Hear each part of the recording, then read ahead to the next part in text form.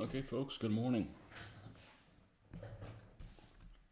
Back at it again with some more Panzer fun.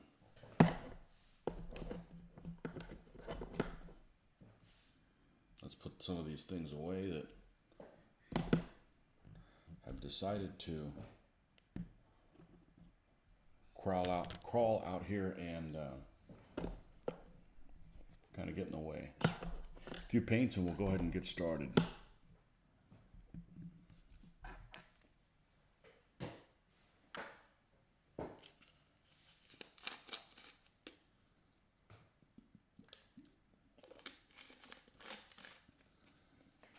Now, unfortunately, what we're doing today is using the wet palette. And I'm not enjoying using it lately because it takes up so much real estate here. That's the only reason why. Not that anything with it has turned out poorly or something like that.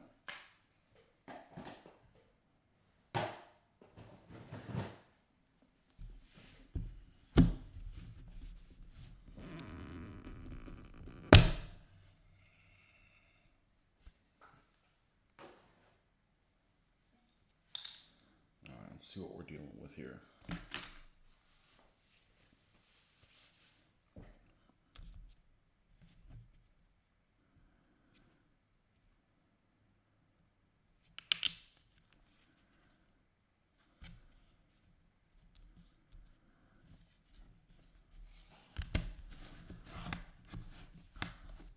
We need dark sand here.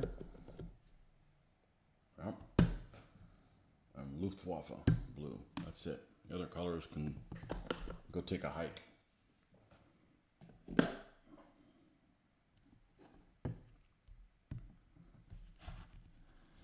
enough working space over here. I think I should be all right. Yeah, there's enough moisture. I'm not going to go stop and put water on this. Let's go ahead and add the Luftwaffe on top of the Luftwaffe.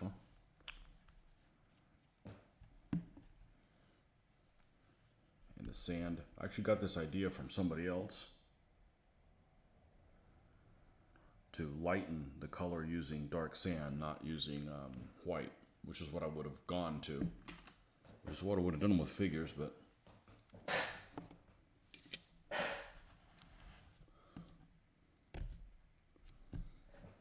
we're going to need a fairly detailed brush for this, and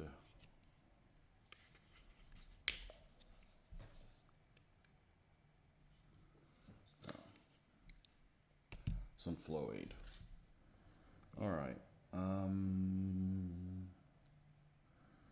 Couple things before I actually do this. I'm going to add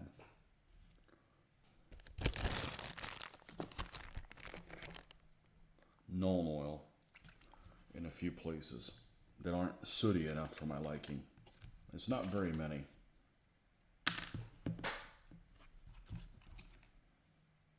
Because what I'm about to do is going to be highlighting stuff, and no point in doing that if I haven't got them sooty enough for my liking. So we're going to do the exhaust here. Intake, sorry. Exhaust is on the bottom.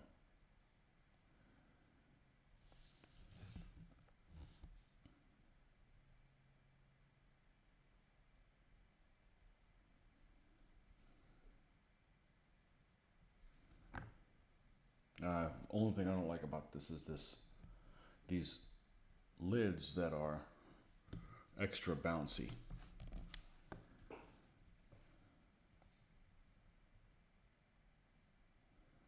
And yes, I've thought about transferring it to something else, but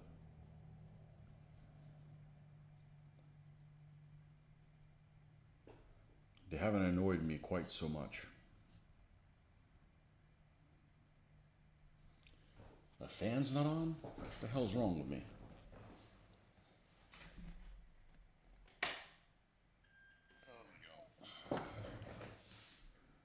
One must have air circulation.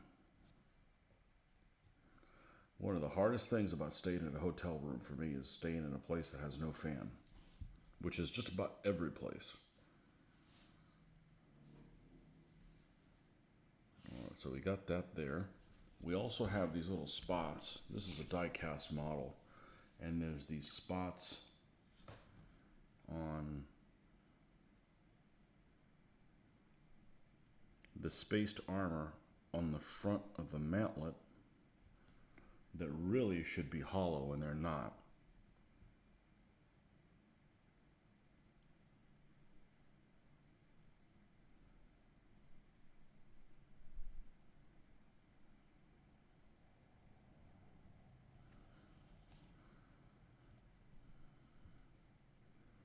And that's probably the only thing I feel like I need to do on here. Everything else will take care of itself.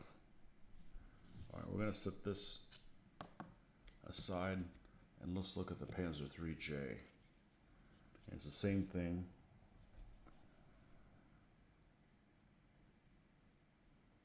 Paint these sooty things.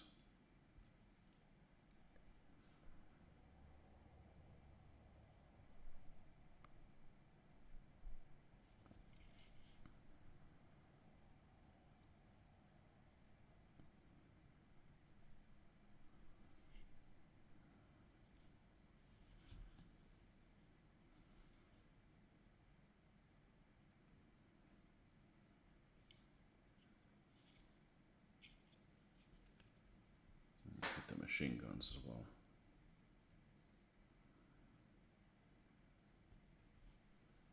I've seen some people do machine guns not using metallic colors, and I don't know if I like it. The jury's still out on that. I'm not sure if I'm a convert to that. Hey, do what you like if you like it.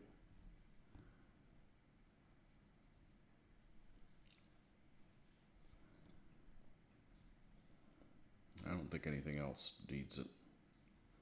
Even the end of the gun, I didn't dry brush this lighter color all the way to the end, so it's a little darker than the rest of it.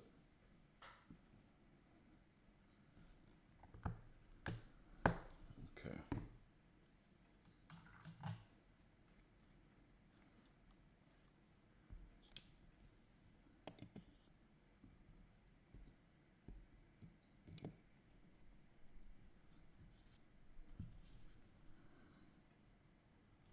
All right, let's get this mixture that we're doing here, and we're just gonna make things stand out a little more that haven't stood out enough, in my opinion.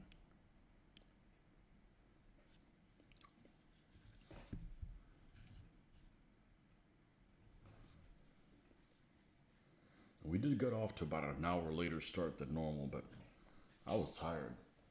I was really, really tired.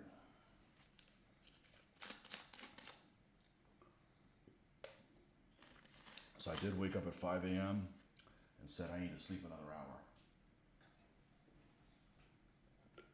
That's me sleeping in, 6 a.m.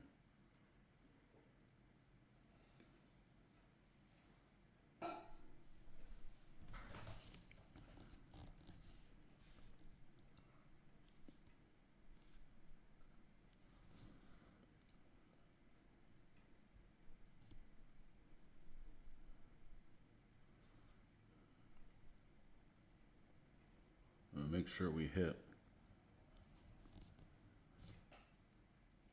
all these edges.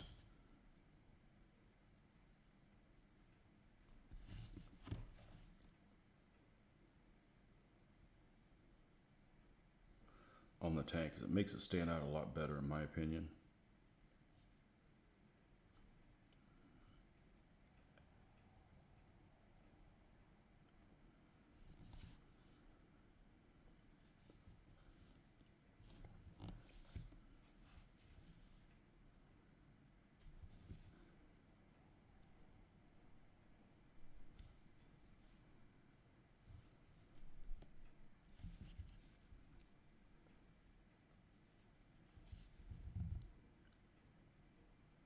I can probably go ahead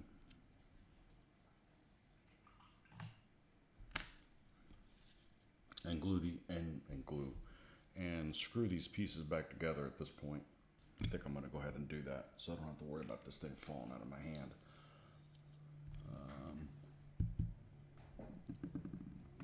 Let's see how careless I was about this. This is the one that goes on the turret. I don't care to have the turret connected. It just adds extra grinding onto the piece.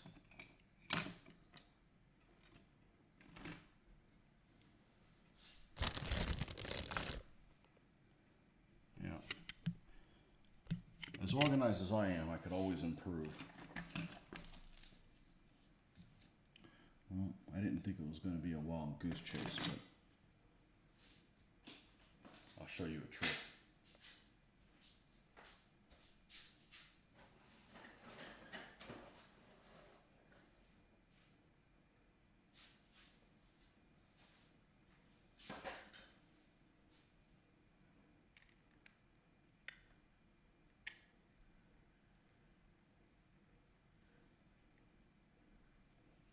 I have multiples of these.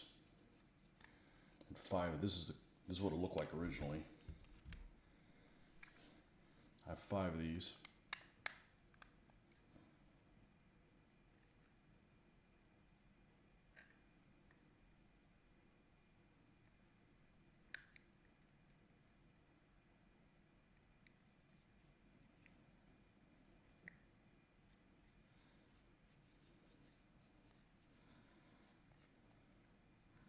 When I paint this one, because they're here somewhere, I just pushed them out of the way.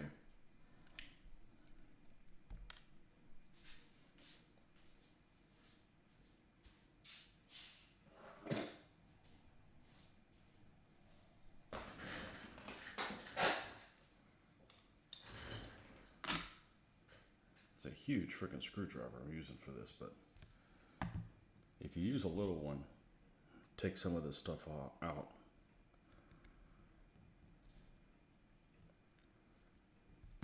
Sometimes you can't do it. It's too bound in there.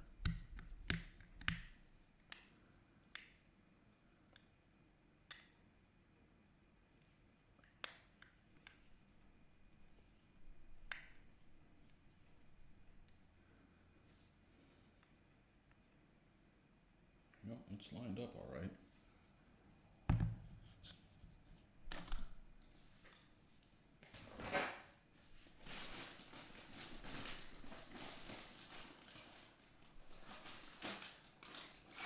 That's how I get into trouble, is I'm really organized, and then I find something and it's in my way and I just move it off to the side. And then when I go looking for that same thing, well, it gets to be a little bit of a challenge. Now, this is not a Phillips head, but it'll do. We don't have to super secure this. Geez, I thought it would do.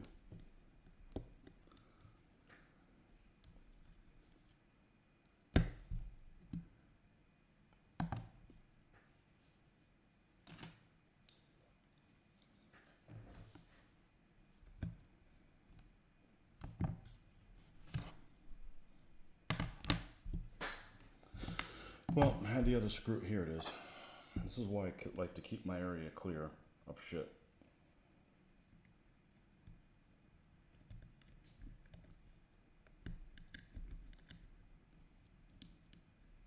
That one's going in no problem. This one, for whatever reason, looking to misbehave.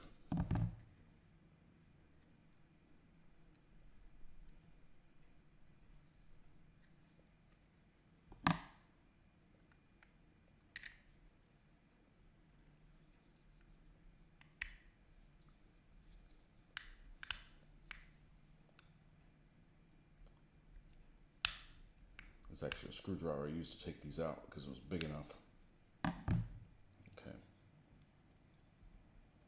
That's good. Put this aside.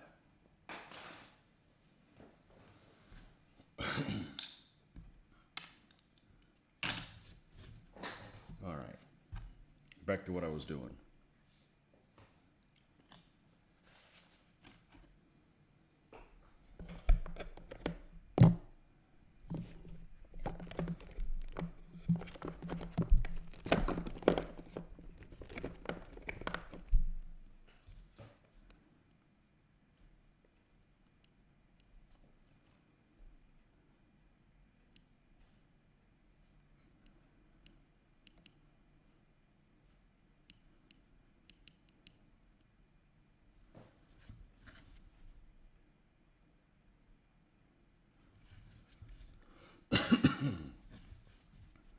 See, this thing's too big for this.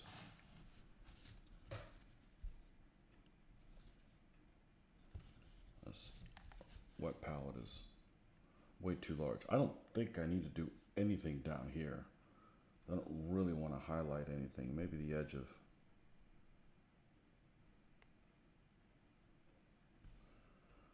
that.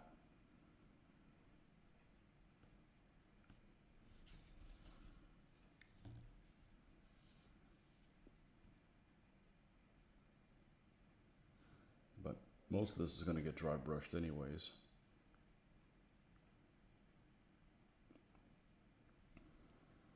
With the ground color. It's the turret where most of this goes and really happening. Most of this. You'll see the biggest effect of it.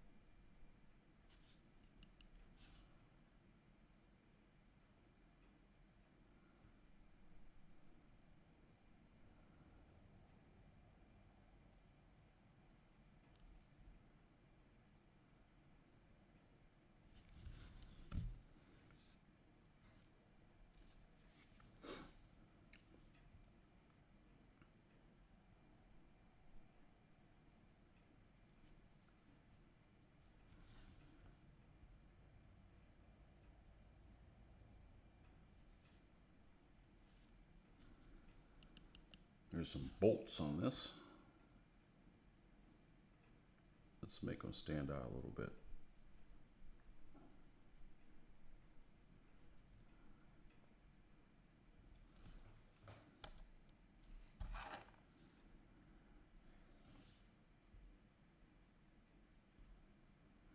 This thing has a lot of detail on it for being a toy, so to speak.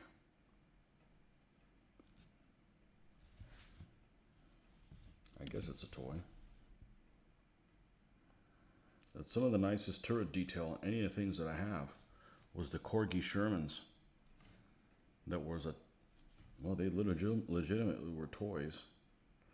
And they cost less than $5 each when I bought them. Brand new.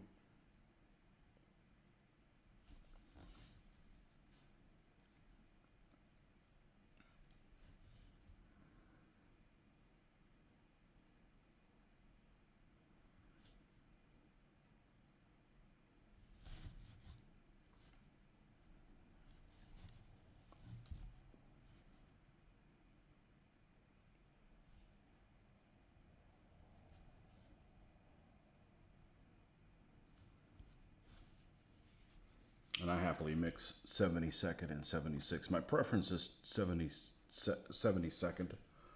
The figures are oversized, so they match better, in my opinion, with the vehicles in 72nd. However, I've got stuff in 76 and I'm not going to just throw it away or not use it because I don't like it, you know, so.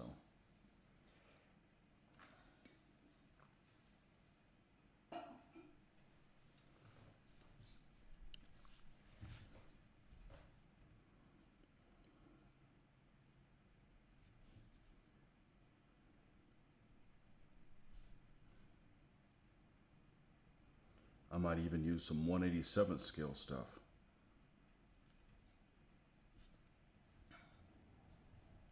because I already have it. Not because I would go out and buy that.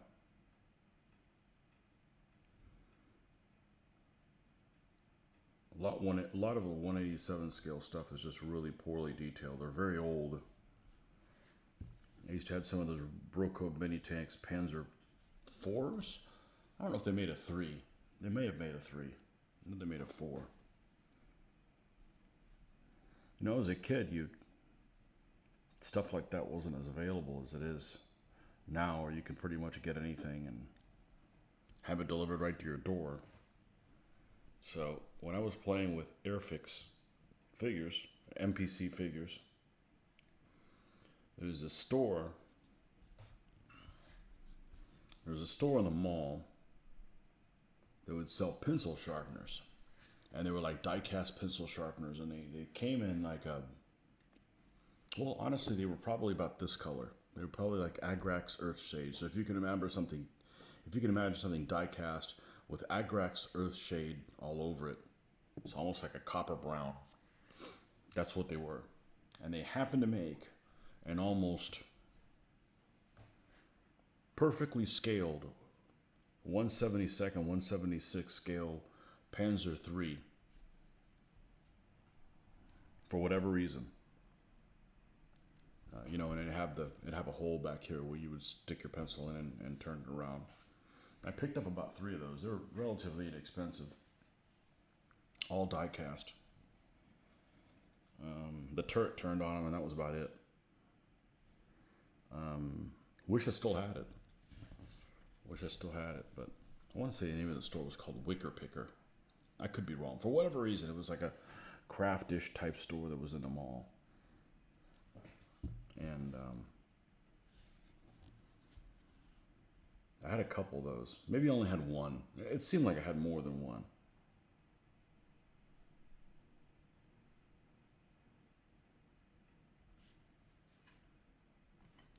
Along with the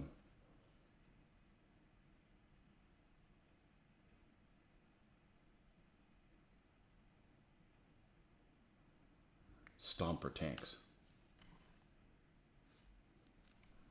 The Stompers were a battery-operated vehicles that were about this size.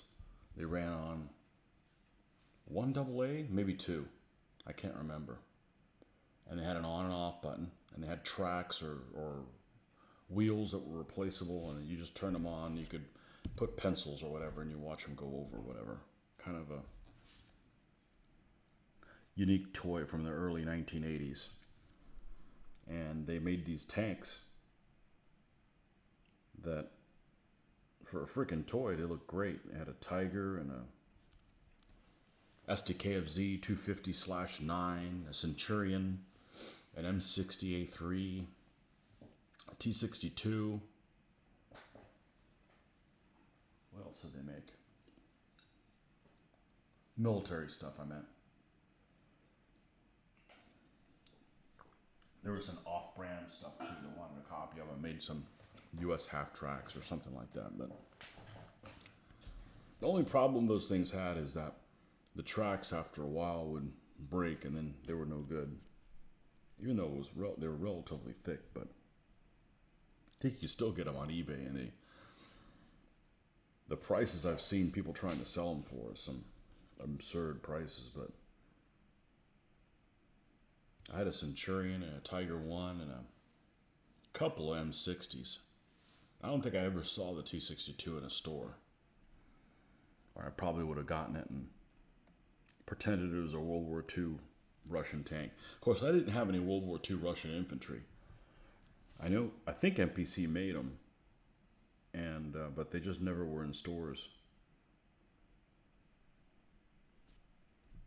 And this is, before I even wargamed. Before I ever played war games. Didn't know about them. Didn't know they existed.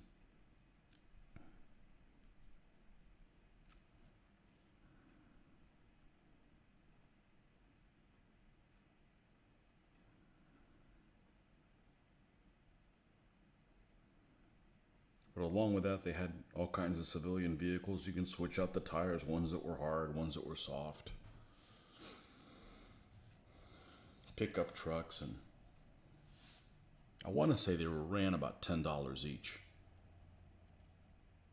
which is kind of expensive for the early 80s. I'm thinking that's probably like the equivalent of like maybe $25 now. I'm thinking.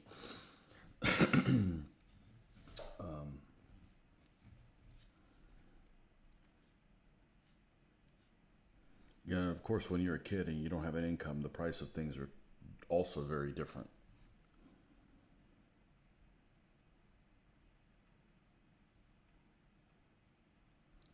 Unless you're a kid whose parents buy them everything they want, which, I didn't fall into that category.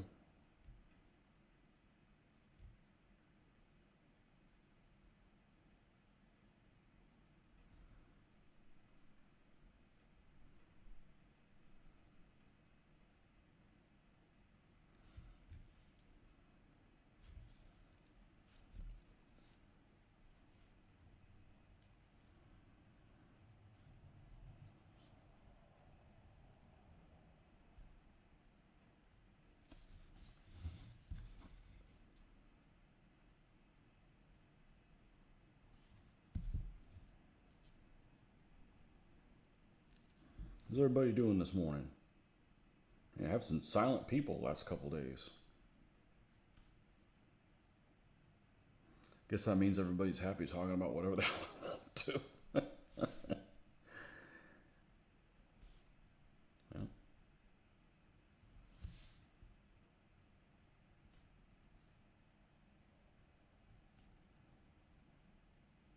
Never been to a toy show where they do toys. The only problem with toy shows is it'd be interesting to go and look at things that you remember from your youth. Is I'm not a collector. I don't collect things. I certainly don't collect something and don't do anything with it. Like if I was going to collect, say, Stomper tanks or whatever it is, I'd play with them. I'd do something with them. I wouldn't just like, we'll sleep in a package, never open them. That's like buying a car and never driving it. Buying a firearm and never even firing it. What's the point?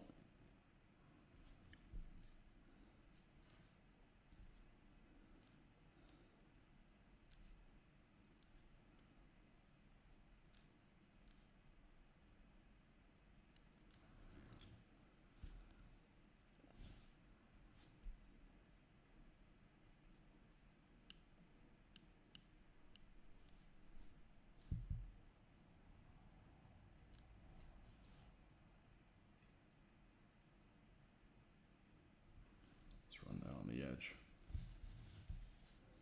Same thing over here.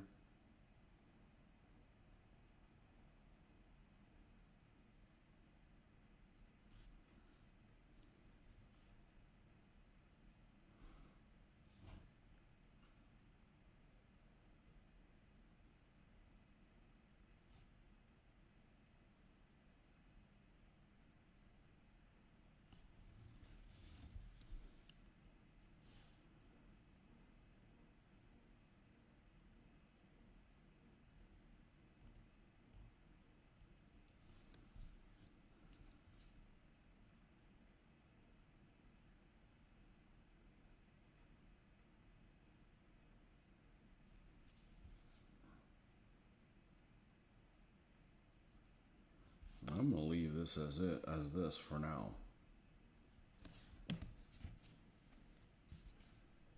And you spray this thing down, it changes the look of it fairly significantly.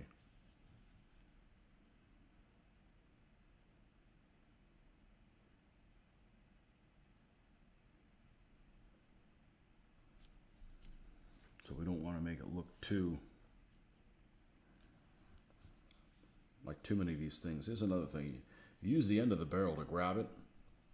You're going to wear off some of the paint, which is going to expose the black underneath, so you get like a free soot on the edge of the barrel for nothing. It was kind of accidental when I did that the first time, and I'm like, ooh, I like that.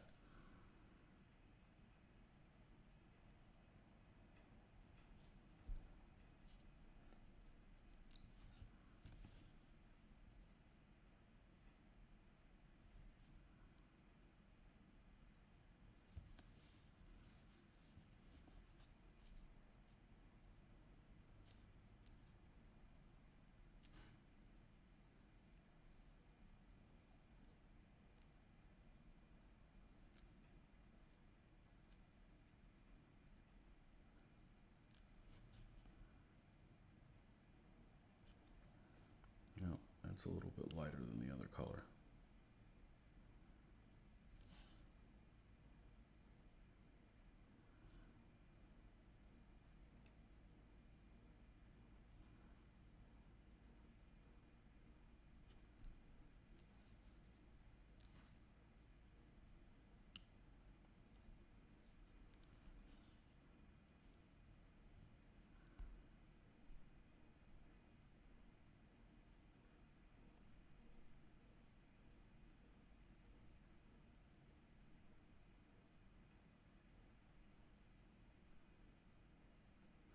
This is actually one vehicle I wish they'd made it so I could make the hatch open. I'd like one of these guys with the hatch open, but nope. And it's one solid piece. It's not just a lid I can go and cut it in half or something like that.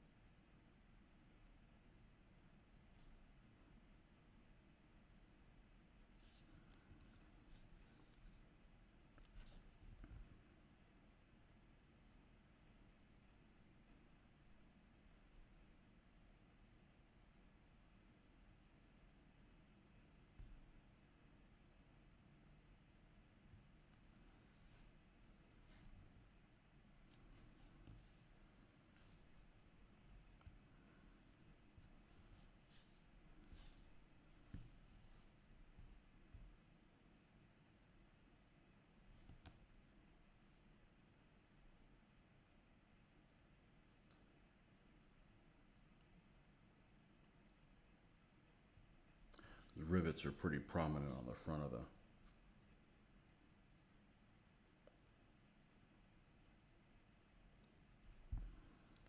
tank.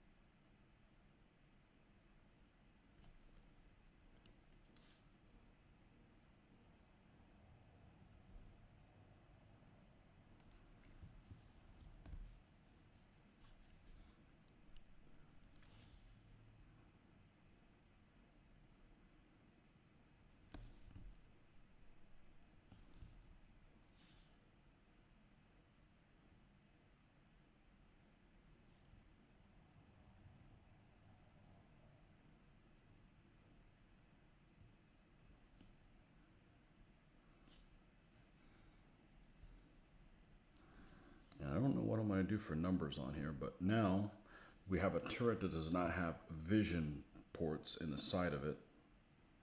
So it's easier to find numbers that go on there that look a lot better. Because I don't like putting a number over the vision, the periscopes. It just doesn't look right. And I know that they did it, but it just doesn't look right. Doesn't look right to me.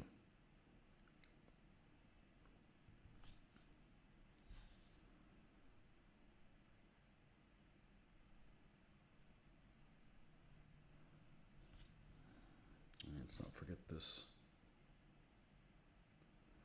angle there.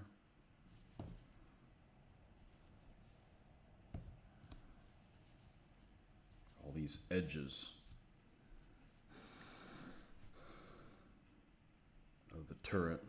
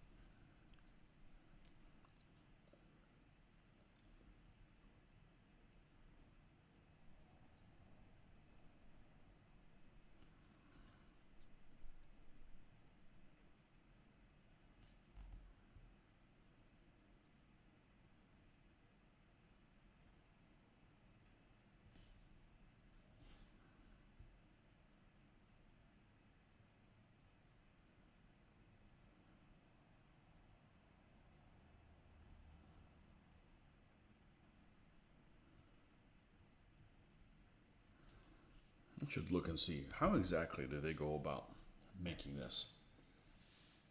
Not the process of die casting, but how do they make the original? Because some of these have a lot of detail. You know, for some kid just to destroy.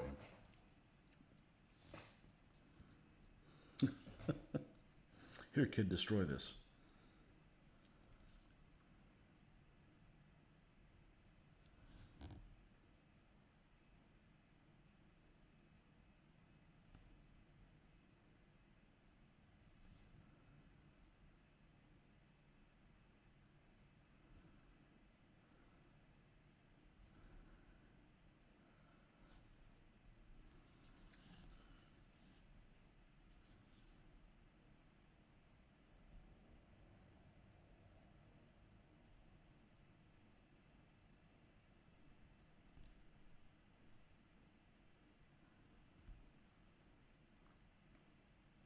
It's always things I think of. I haven't look this up on YouTube.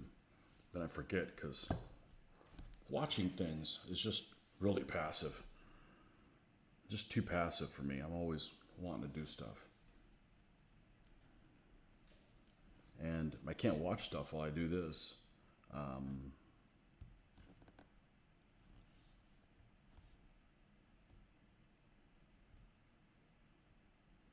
Doesn't work for me.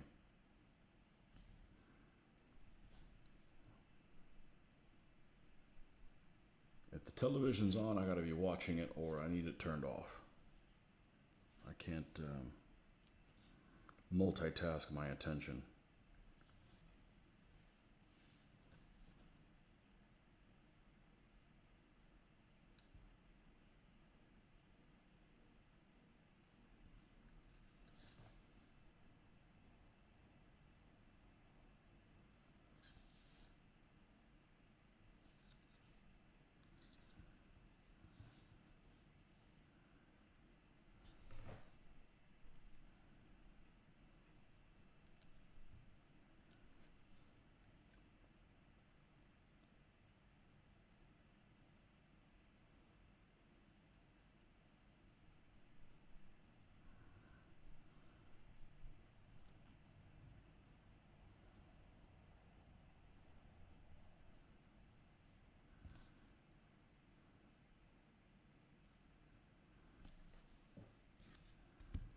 This on top of here, and it's probably all I'm going to do.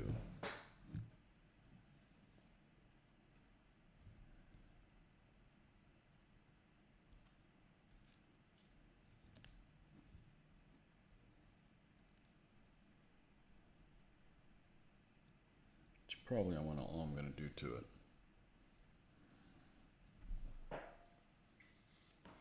I like that little bit of a blue hue to it. Makes me happy. Yeah, so we've got some of the, it's worn out here towards the end. It's almost like black completely. Freebie. Okay. Now, let's do the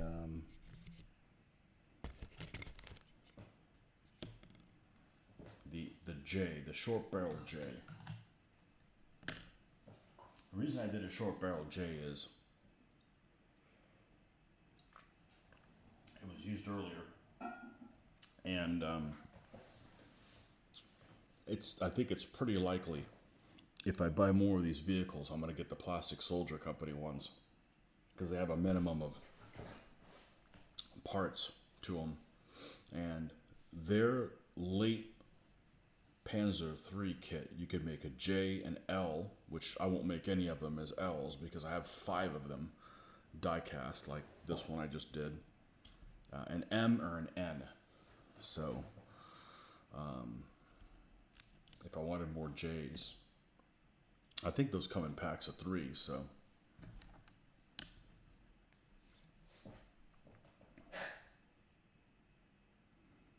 yeah, I'm pretty happy with that. Now, you know, the first time I did one, I was kind of unsure, and now that I know kind of how they turn out, and I've been happy with how they've turned out, I kind of know at what point you stop. And sometimes you just keep highlighting and highlighting and highlighting, and it just turns into a very light colored gray. Which is funny if you watch something like, I think War Thunder, like all of their gray German vehicles are very, very light colored. Which, you know, they'll eventually turn that way after they've been in the sun for a long time.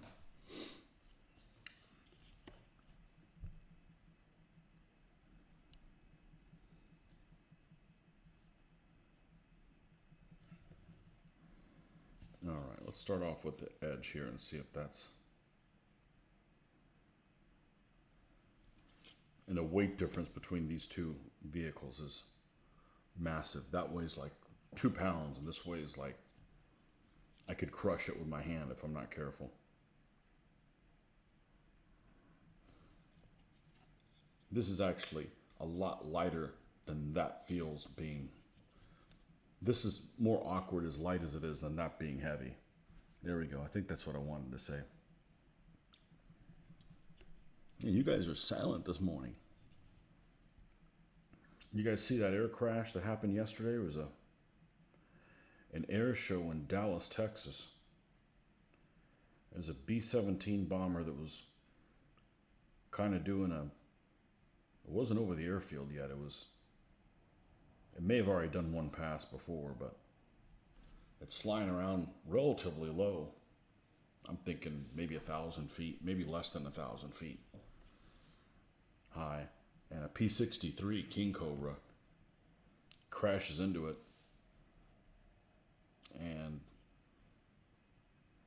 many of the comments seem to think that because it was in a bank. Good morning, Ben. Because the P-63 Air Cobra was in a bank, and the P-63 Air Cobra is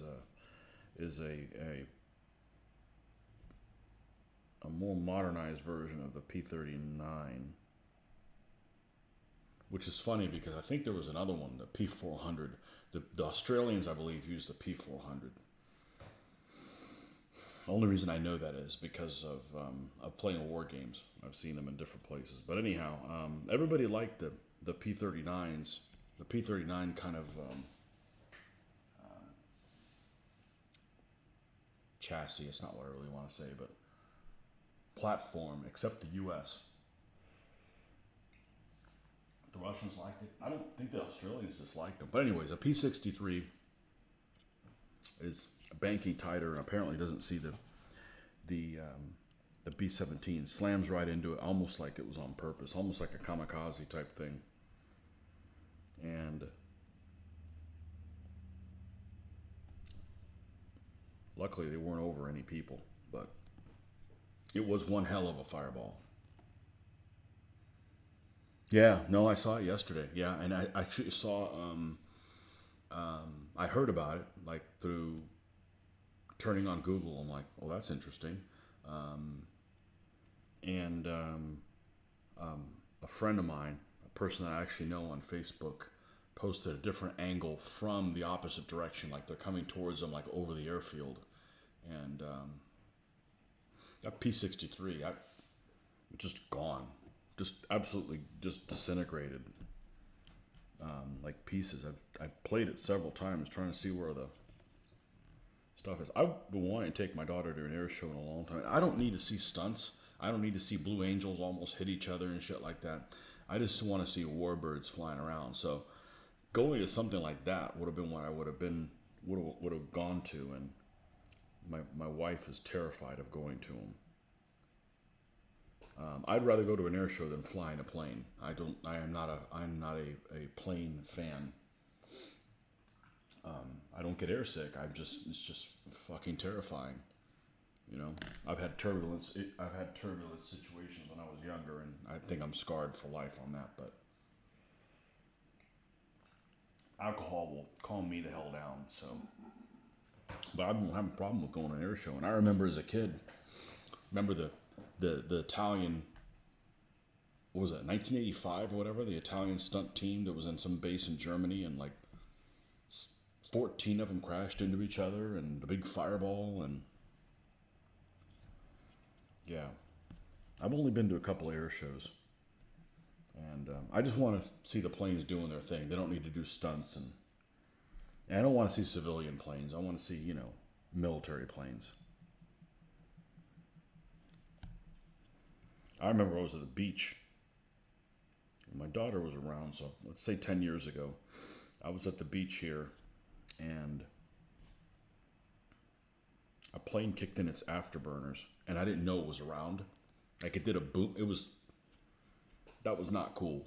Flying really, it was, I guess it was kind of near the Jacksonville Air Base, but kind of not. Anyways, it just snuck in, and it boomed over you before you even knew it. That wasn't cool. But that was just an F-18 doing its thing. But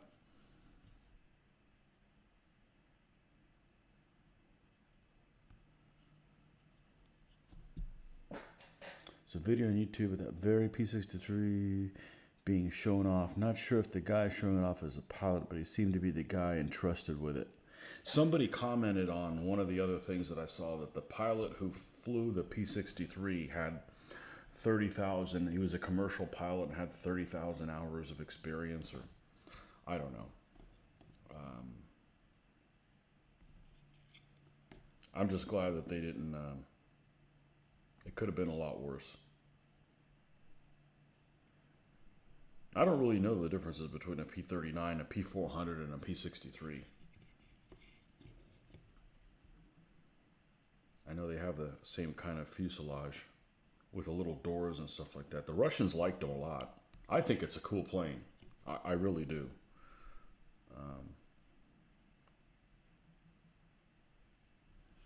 But planes, I'm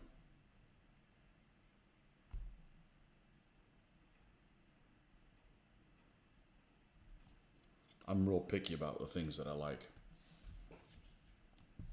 I'm a big fan of inline engines. I don't like the radial engines. Radial engine planes just don't look sexy enough for me.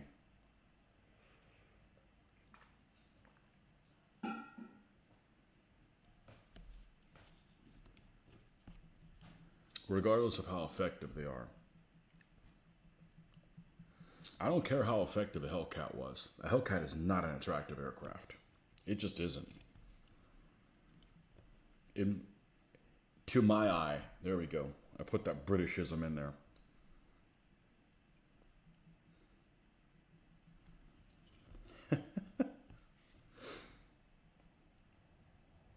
I'm I'm not a fan of radial engine planes. Just looks wise, obviously. And then to double it over, and the Hellcat even more had crummy looking paint jobs on top of it. So I'd never build a Hellcat like as a model or something like that.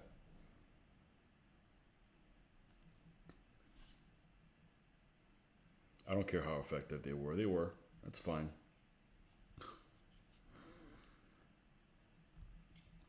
Life's too short to build things you don't like how they look.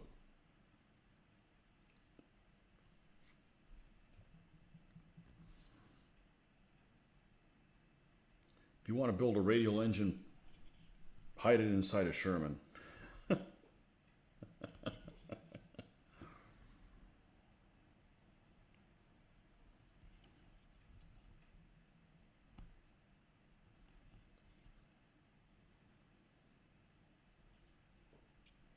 There was a couple planes that flew in here into our local airport 20 years ago. Yeah, easily 20 years ago. And it was a B-17 and it was a Heinkel 111. And they were side by side. They flew in like midweek, so I ended up going to lunch and just parking and just looked at them from the other side of the fence, relatively close. It was really creepy to see a crooked spider that big. That was really disturbing. And I certainly wouldn't want to fly in a plane that had one. That's just bad juju right there. One of the crash videos, you can see a little biplane that landed just before the collision occurred. The fireball looked just out of range of him. Lucky escape. Yeah, you don't know what you're going to do when stuff like that happens. You know?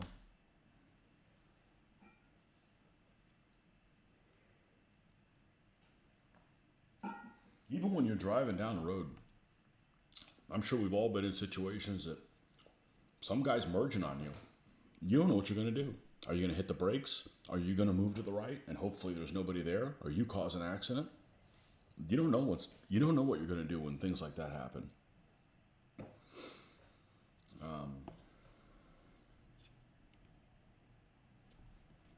I've certainly moved over and not had time to look over, and I'm like, if I stay here, there's going to be an accident right there. So, and there may not be someone over there. So,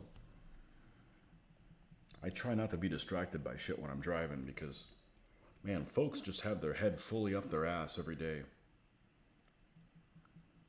with the phones and stuff. All these multitaskers that think that they can multitask and they can't.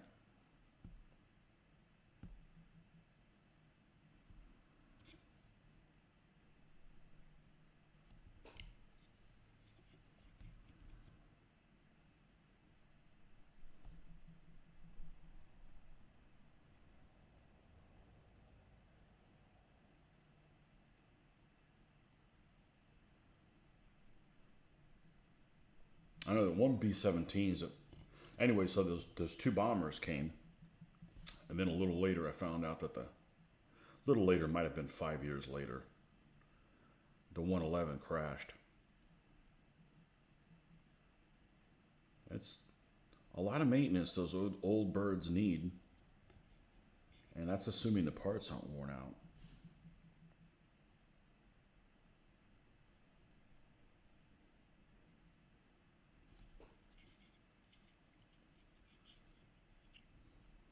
That's one thing that's never really interested me is going and one of those B-17s, they would come around and you could actually pay to fly on one. And I'm like, it never interested me. That's like, why would I pay to be terrorized?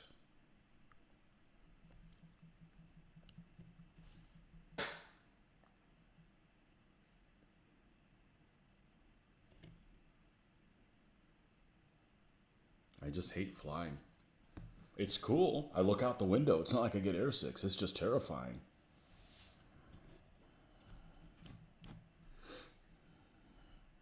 It's especially cool before Google Earth, because you could look at everything like Google Earth. I'm like, okay, there's that road. That road's over there. I'm a map guy, so I'm into all that stuff. It's just,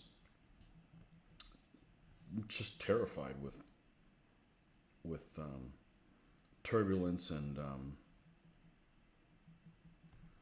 what do you call those things? The pockets of air that drop you all of a sudden. No, no thanks.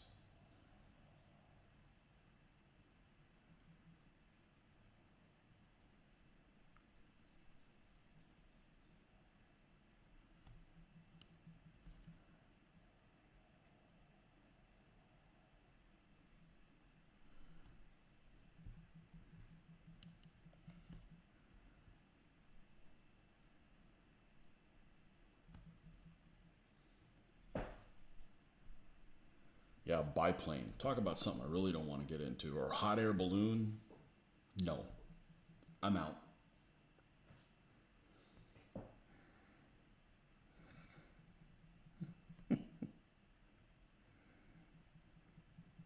You ride in a basket. Mm-hmm. Rhymes with casket. No thanks. It's funny how some people just are just terrified of stuff like that. I'd go on. I mean, I could get on one. It's not like I can't, but scotch helps a lot. Tequila. I just think it's probably the same experience other people have when they get on the ocean, and I'm like, I ain't afraid of the ocean. I'm not going in a gale, but I'm just saying water. I ain't scared of water. Nope.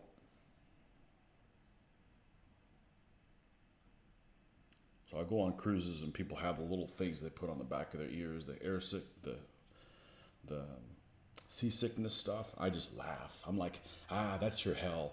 That's you. That's what you get for torturing me when I'm flying. I'm terrified.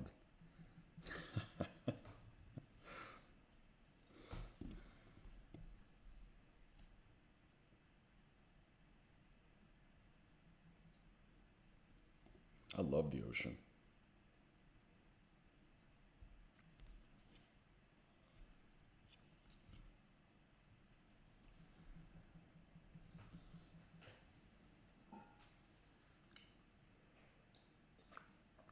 I mentioned yesterday, the day before, we need to finish watching the second half of Fury, which I got my daughter to watch it. And I think she's enjoying it more than I am. I saw it in the theater with Mitch, however many years ago it was. And I remember the movie being better than it seems like. But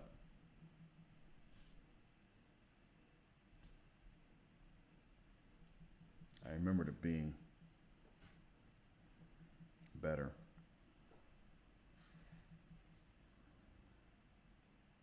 Yeah, speaking of crash videos, I remember one morning I woke up and it was probably when I was already painting in the mornings. This is probably 10 years ago. And I remember there was an air crash in around Las Vegas. And it was a guy that was racing a P-51. It's about 10 years ago. And I guess he had modified the P-51 to be a civilian racer or whatever. They were doing pylons or something like that. He was going through a canyon anyways. And there was a crowd. And he loses control and goes into the crowd. And the crash was very impressive.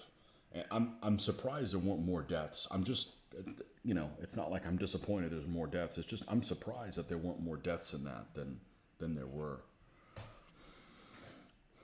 And I forget what they attributed it to. Almost like an aileron broke off or something, and he lost control because he wasn't that high up off the ground. I mean, these guys are flying these planes 300, 400 feet up off the ground, maybe even less than that.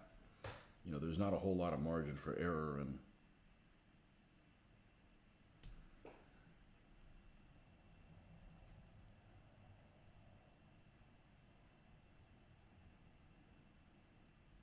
I remember that was and I don't remember what it looked like.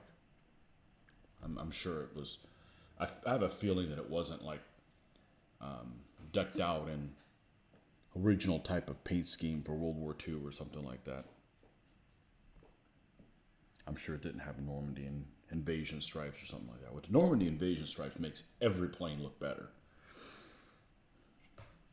Every plane looks better with those things on it. I don't know why, but it just does. Take a P-47, P-47, put Normandy invasion stripes. Oh, it doesn't look bad. Doesn't look that bad. Same thing with the Spitfire. You think a Spitfire is sexy, and it is. And you don't think you can improve the look on it? Put Normandy invasion stripes. Looks even better.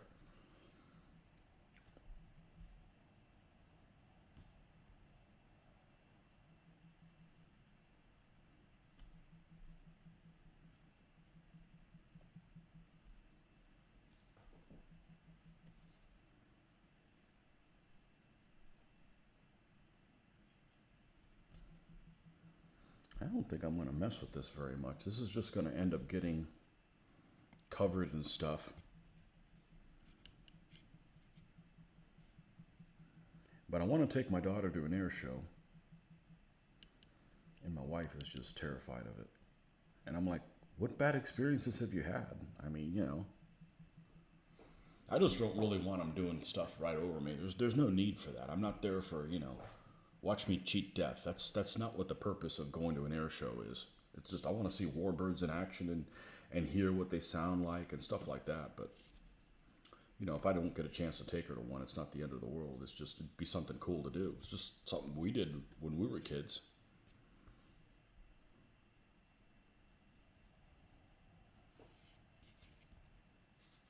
I'm not a cheating death type of person. Like, hey, let me jump off this bridge. You know, that's not me.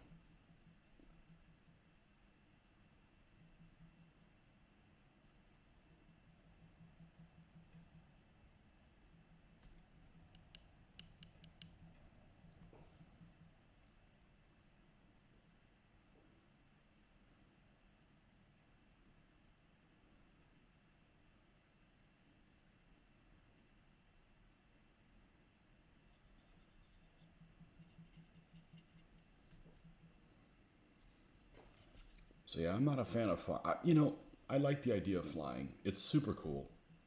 It's just very, very surreal. Like when you're on a plane, you're like, is this really happening? Because it's just like, just very like, I'm not really here, am I? Kind of thing. It just kind of disturbs my whole reality thing. But I do fly. Supposedly going to fly at the end of this year. We'll see. That's what they make liquor for.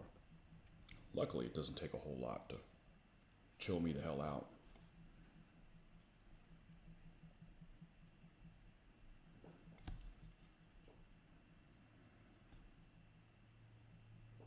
We will see. Kind of suspect on taking vacations and trips and stuff like that involve traveling, because the whole pandemic business is pisses me off, that, you know, you can have the rug pulled out from under you kind of thing. So I try not to get too excited about things until things are happening. And then sometimes I've noticed I never get excited. Like because of that, I don't get excited about it. You know, this is happening or something until it's over. And then I'm like, well, I never even got excited about it. And I went on this trip. So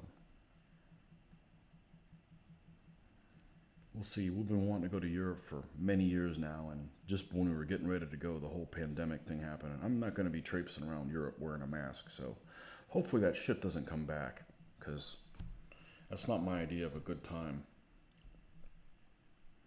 I'd rather just not even go.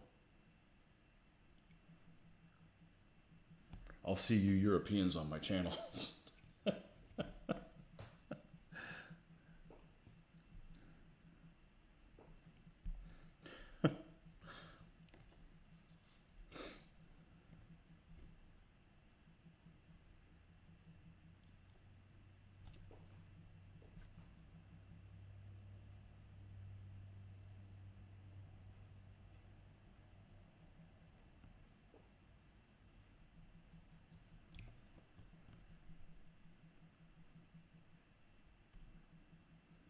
We got another headlamp to put on there. I may or may not put it on there. I would imagine that's one of the first things that get damaged on vehicles is these headlamps. And the way that this particular model had you put them on, of two pieces that literally are like this. They're not interlocking. One doesn't fit inside of another hole. It was literally two flat spots that are very, very small, stacked on top of each other, like Jenga. Just didn't work out. You can see there's the tiny little spot there where it goes. So I've got it floating around here somewhere. I may add it at the very end with some super glue and or epoxy or something severe, but I don't let it bother me too much. I'm doing the best I can, and it's better than a lot of people, so that's good enough for me. I didn't design the model. I would have made interlocking parts or something. Seems pretty shoddy to do it that way, but with all that said, that's probably that and a lot of these pieces not being marked where they go. Really, the only thing I have bad to say about this UM model, it has a lot of detail. It's crisp. The plastic is maybe a little on the brittle side, but almost like if it was a really old model, like something from the 70s. It's lost its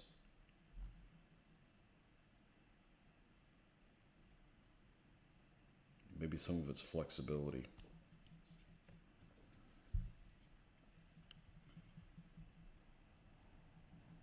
But still, the best, and I find this extremely difficult to be believable. The best details are on this thing. A freaking Chinese kit that's a quick build. This thing has some amazing detail. Amazing, amazing detail. So, S model. These things are...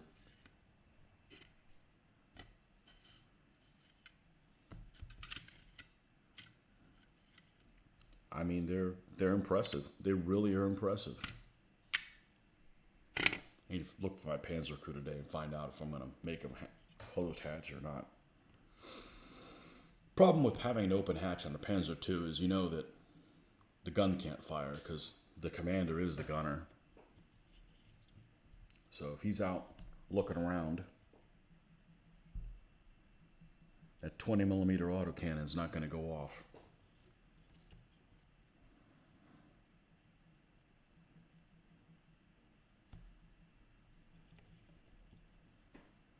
And one of those is going to have a I'm thinking is going to have a crooked spider flag on it on the back. They're relatively small. I've seen pictures of them, and they're relatively small. They're small enough to fit, basically covering over these two hatches back here. So it's not a very big flag.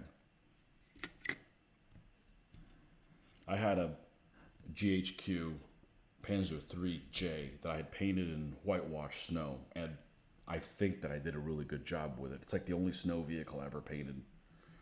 And I had painted a swastika flag on the roof across, basically from here to here, in front of the, in 1/285th scale, and it turned out really, really well.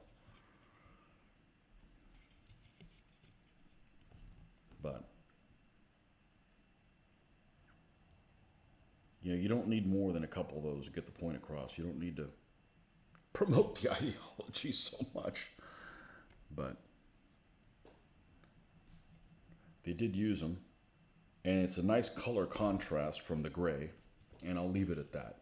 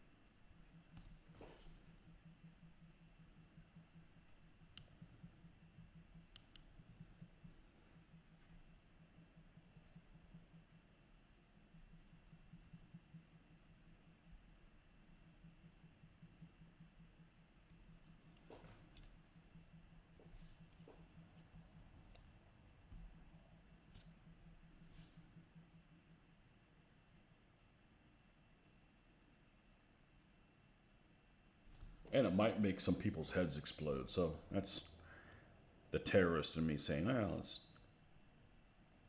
let's make some people feel uncomfortable."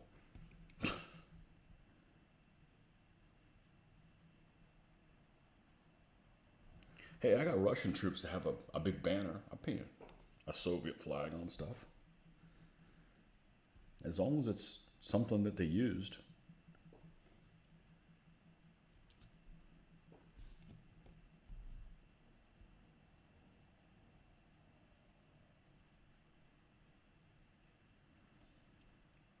I don't see what the problem is.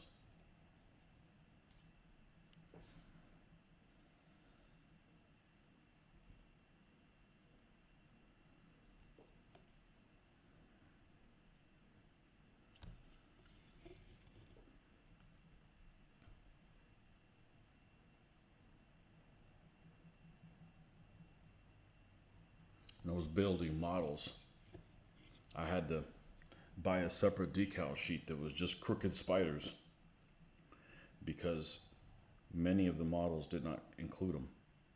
And it's just weird to paint like a Stuka that doesn't have it on it or something like that.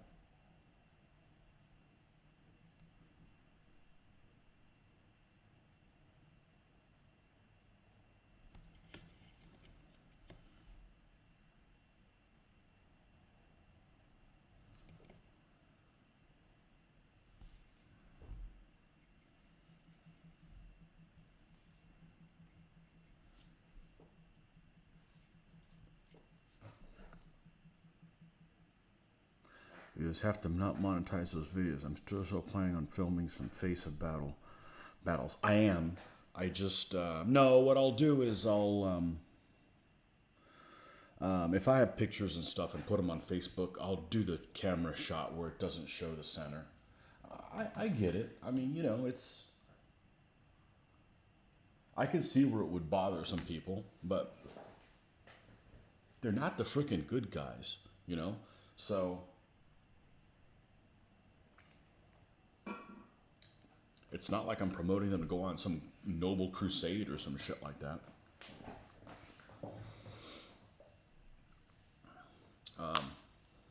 I filmed a video of the concert I went to a couple weeks ago. I filmed the whole thing, and everybody was filming it. And I was going to put it on YouTube and not even monetize it, right? Before I even put it on YouTube, I got this copyright thing on it that some people might want to claim some of the money from it. And I'm like, I didn't put it up. I didn't put it up for free because I don't want it to be, that was just kind of a cool thing. So I have it on there. Only I can view it. And, if I want to listen to the concert where I'm working out or something like that, it's there. And there's lots of other versions of that tour on other people's channels. And they're not taken down. So if I'm doing something that legitimately is frowned upon, I don't want to do it. It's just not worth the headache of having a video taken down because if I have a video taken down, I can't put it back up. I don't save it anywhere,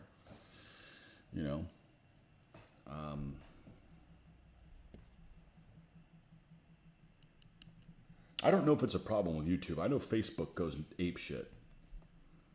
And, I actually don't have a problem with it.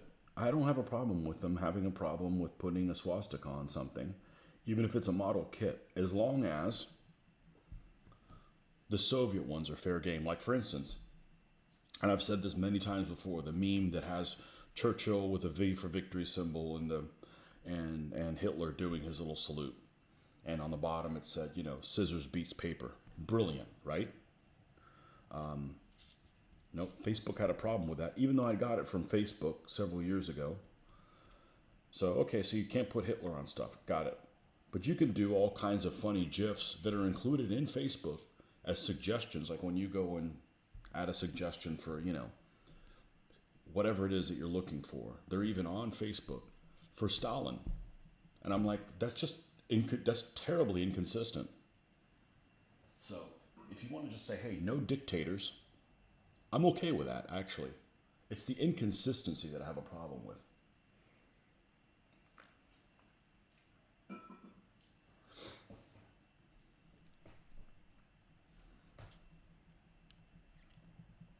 You know, it's a fairness problem. It's like if you're waiting in line, it says, well, you can't cut in line. Okay. Well, unless you have red hair. Red hair people can cut in line. Well, you either can't cut in line or you can.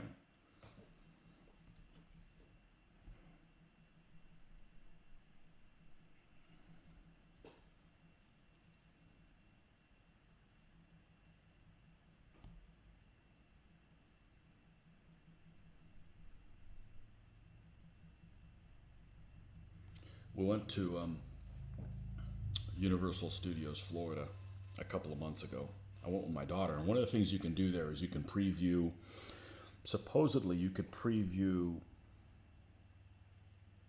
shows that aren't out yet, and fill out a survey. It was just something different to do there. We've been there so many times. We have season tickets. Like, it'd be something cool to do. So we get there, and I didn't know that you had to be at least 18 years old to do that. My daughter is 17 and a half or something like that. So we weren't able to go because we were honest about how old she was. And it pissed me off because it's like, she can already go to rated R movie. They're not even going to show rated R stuff there. You know. That shit pissed, it was an inconsistency.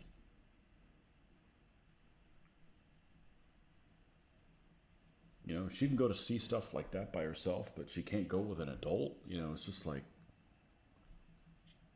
inconsistency stuff pisses me off.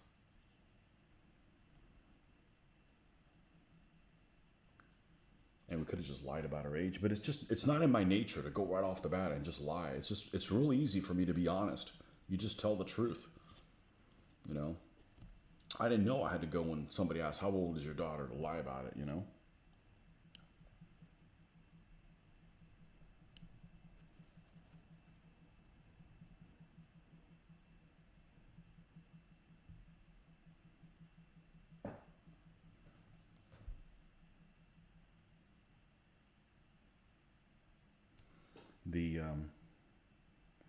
I was actually waiting to watch All Quiet on the Western Front with her, and I'm glad I didn't.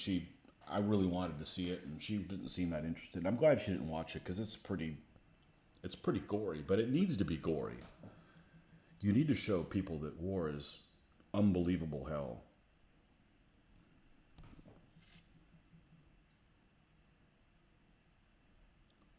But she would have been able to handle it, but.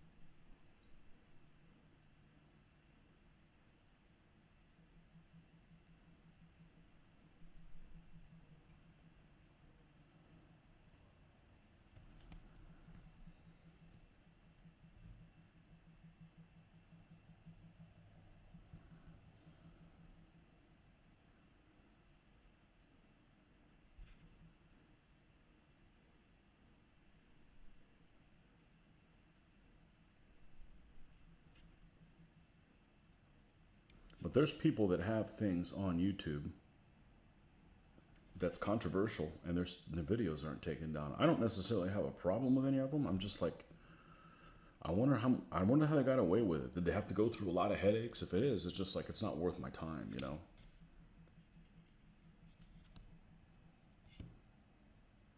Because I'm like, I see lots of stuff I don't like. I don't feel like I have to comment on them, you know. I pretty much allow everybody's comments on my videos unless they're trying to start trouble, in which case their comment doesn't get put up. And I can count on one hand with all the videos I've done how many posts I have not put up. Like, somebody made a comment about something, less than 5 times it's happened. One guy wanted to start a jihad. Sorry, you don't get to do that on my channel.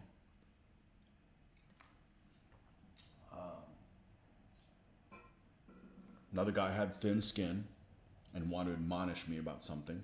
No, you came to the wrong place, pal.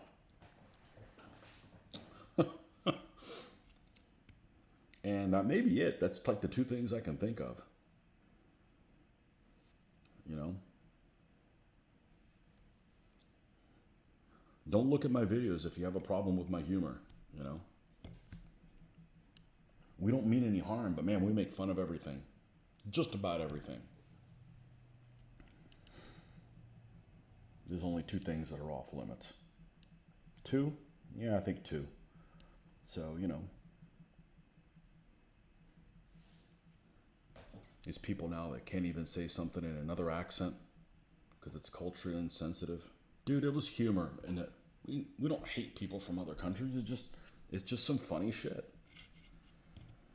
Sometimes, things happen and you're playing a certain nationality and it's fun to say it like those guys would have experienced it. That's how I grew up. I ain't changing. All the crap we have to accept now, and you guys can't deal with stuff that was okay. I mean, we're not make fun of everything. That's why we're in this cancel mess nonsense that we used to be able to laugh at ourselves, and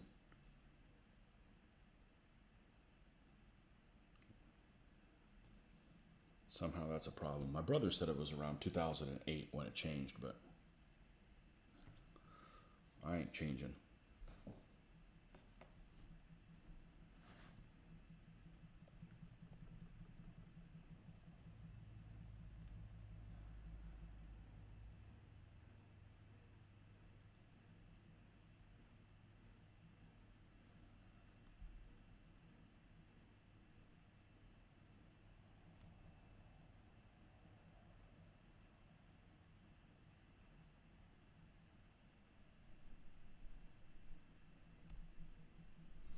I think demonetizing is enough, although the channels I've seen have things pulled or either featuring something too prominently or they're big channels that got mass reported.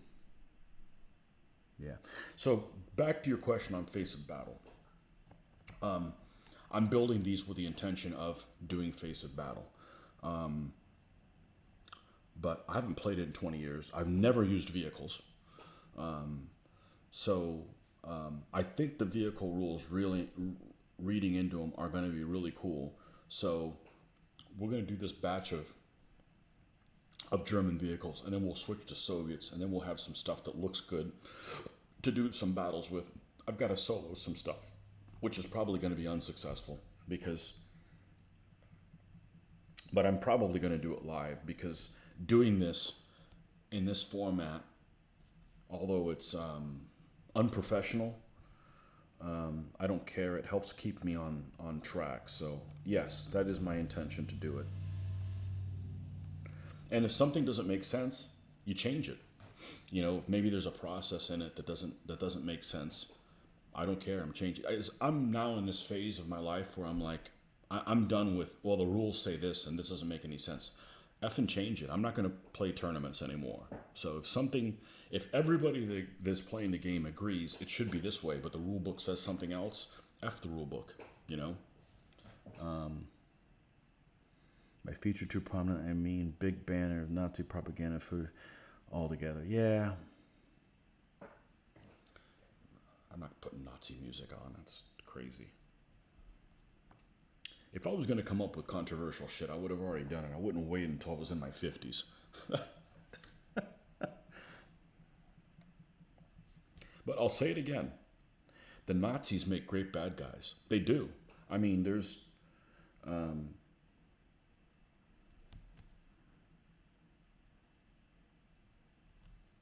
They did it to themselves.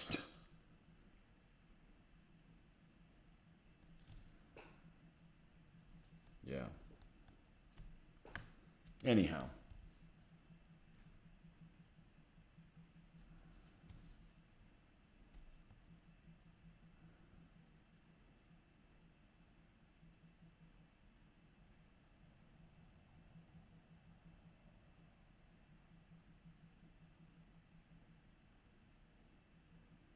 Some people just have really thin skin.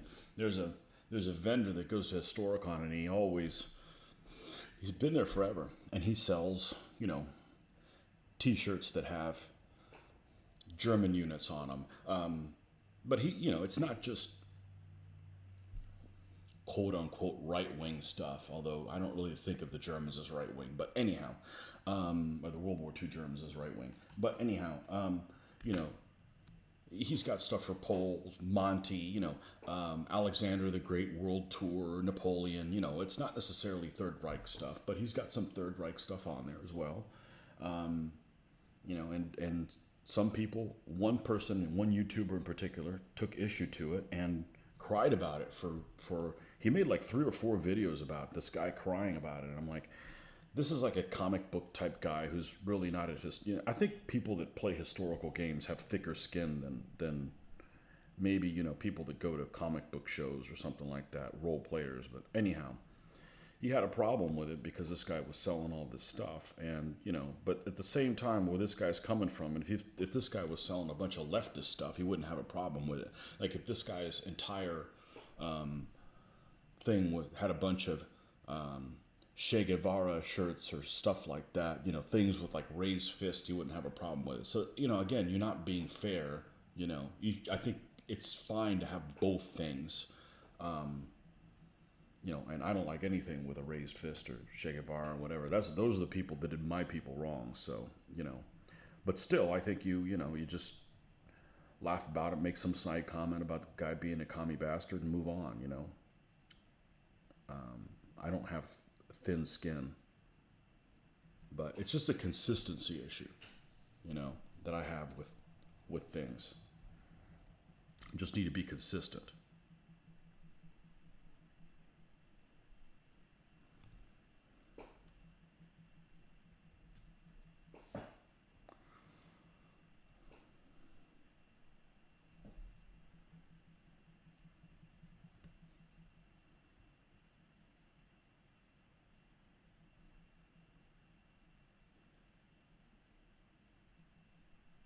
I'm wondering if anybody watched All Quiet on the Western Front, the new one, and just thought, like, I don't care what happens to this guy because they're the bad guys.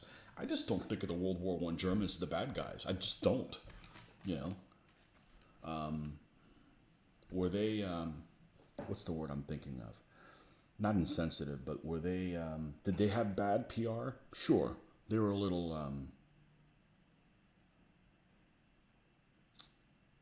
what's the word I'm thinking of?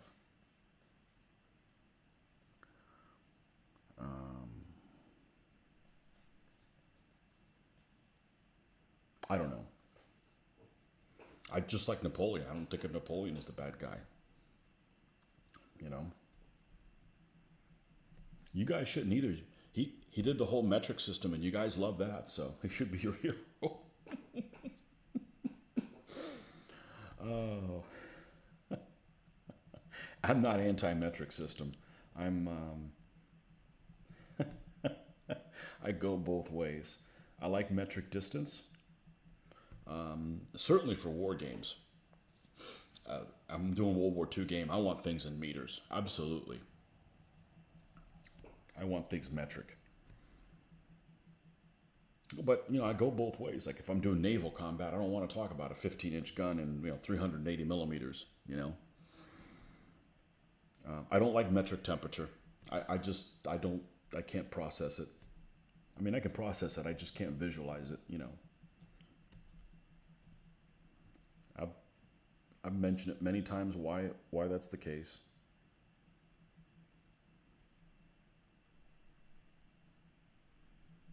Metric distance, I'm okay. Metric speed, I'm okay. Don't like metric temperature. Metric volume, hard to wrap my head around it.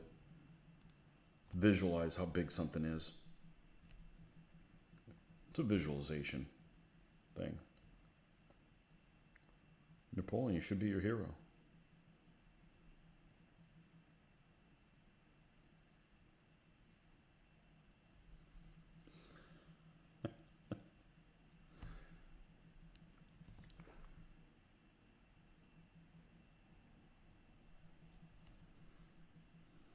But anyhow, World War II Germans make a really good enemy.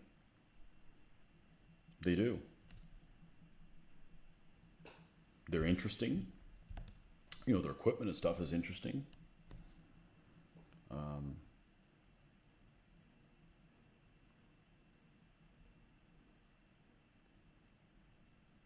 As opposed to say like,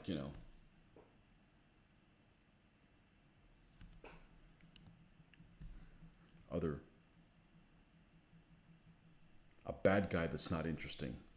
North Koreans aren't interesting. Just not interesting enough at all.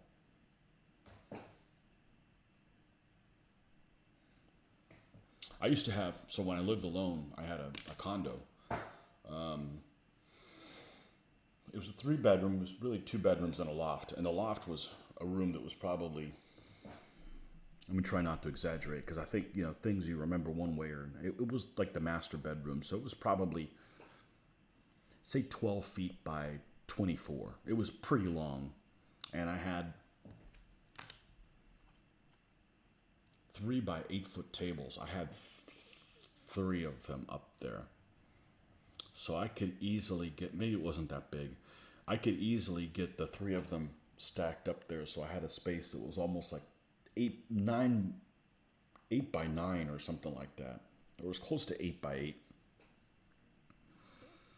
gaming area. And all across the wall I had all a bunch of World War II flags in 3 foot by 5 foot. That was my decoration. And I had, the US 48 star flag, and the Union Jack, and the Italian flag, and the Nazi flag, and and the Soviet Union flag, and I think I still got those flags somewhere. Again, I'm being consistent. I'm not just putting up one flag from a controversial nation. I'm putting them all up. But that was the 90s. People didn't have problems with that stuff then. I'm not going to go and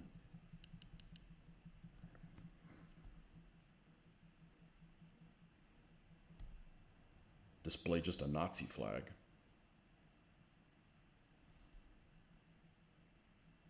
It was because basically we were playing World War II stuff.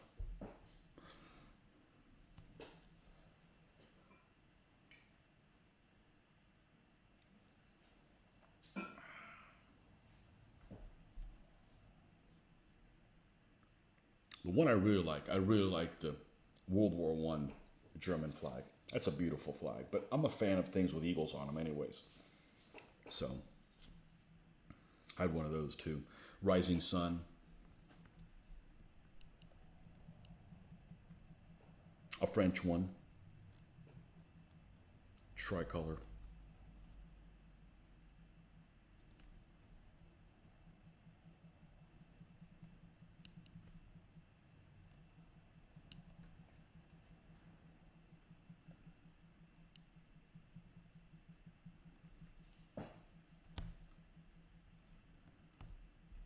I'd rather not put controversial stuff out there. It's just not worth the headache.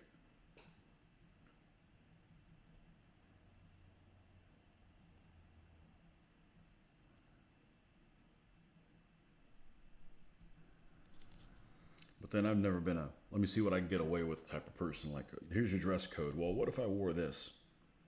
Why are you pushing the envelope, That's just not me.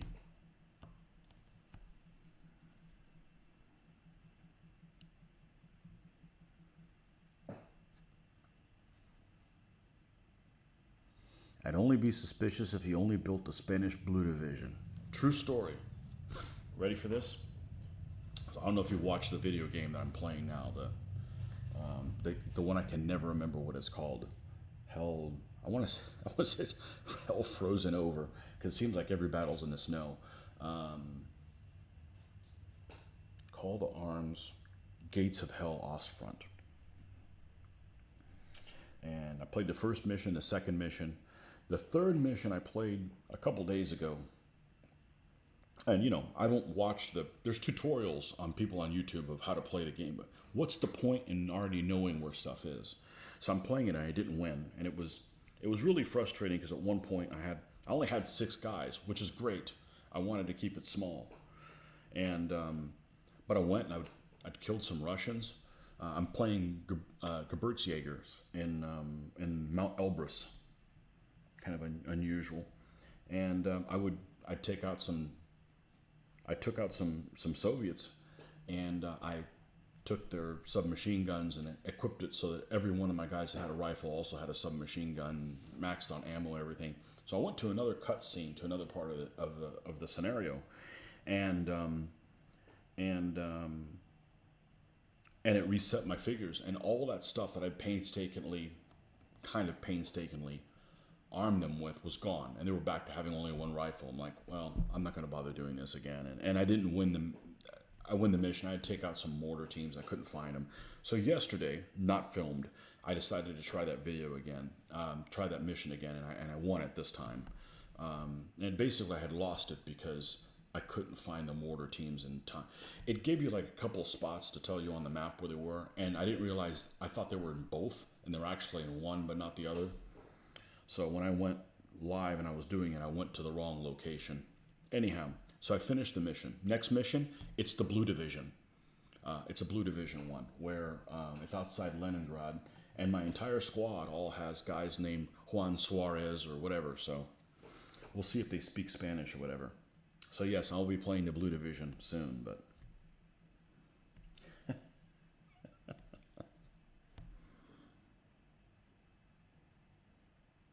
I have a book on my read list for the Spanish Civil War, which I don't know a whole lot about. I know more than most people. That's not saying anything. I have no interest in wargaming the Spanish Civil War, except the naval part. The naval part could be cool. But I have no plans on painting any ships anytime soon. But anyhow, I have a book to read on the Spanish Civil War. But it's very hard, probably more than any other conflict, I would think, to find something that is fairly balanced.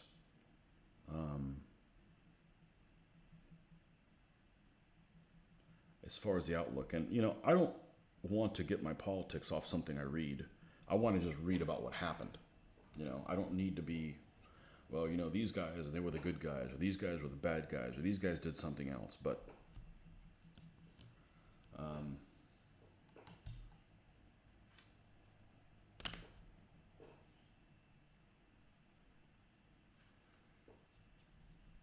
I kind of want to read the book and just see how it kind of formulates my opinion, because I've read a couple of World War II things recently, and it's kind of changed my opinion of the difficulties that some things were, the stuff that we knew growing up. And what I mean by that is if you're talking about like Barbarossa, when we grew up, the Germans didn't win because of the snow, because of the weather conditions. And what I'm reading now is there's people that say it's fuel or spare parts, overextended logistics. There's all kinds of stuff. So I'm kind of enjoying going back and looking at things a second time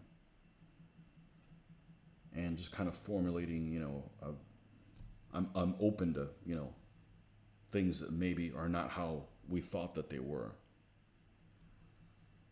But I don't really want them interjected with politics. I'm just looking at it from the hardware standpoint. So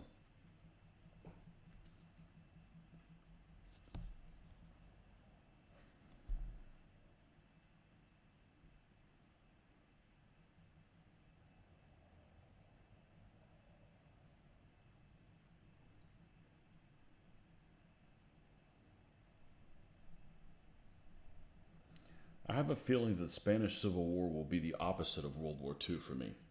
And let me elaborate on that. I love doing Eastern Front gaming. And I don't think one side is better than the other. But we know what happened when the Soviets won. And it's a much better outcome that had the Germans won the Eastern Front. What would have happened? I don't know if that makes any sense. I don't think that the Soviets are any better than the Germans, but we know what happened to the world when the Soviets won the Eastern Front battles, or the whole Eastern Front. Whereas it would have been a bad thing if the Germans would have won for the rest of the world. And I think the Spanish Civil War is the opposite. I think that, and I really haven't looked into it, okay? But I don't think that one side's any worse than the other. But I think that the nationalists winning, the world didn't end. And I think it's kind of the opposite, that it's, but I'm willing to look into it. Don't expect me to read something like that and be like an ardent supporter of communism, though. This is not going to happen. But I realize that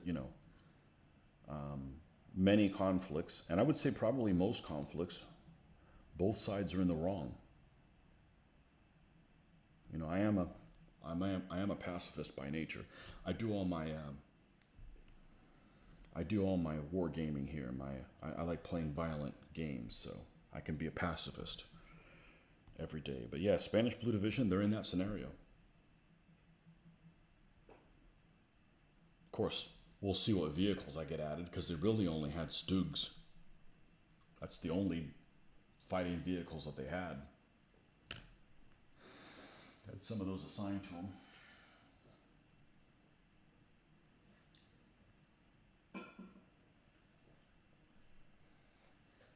The thing I always thought was strange is that there was Italians on the Eastern Front. I mean, the Italians needed to be in Africa, where they couldn't even handle what was going on down there, and they're already sending guys to the Eastern Front. At least the Spanish weren't fighting anywhere.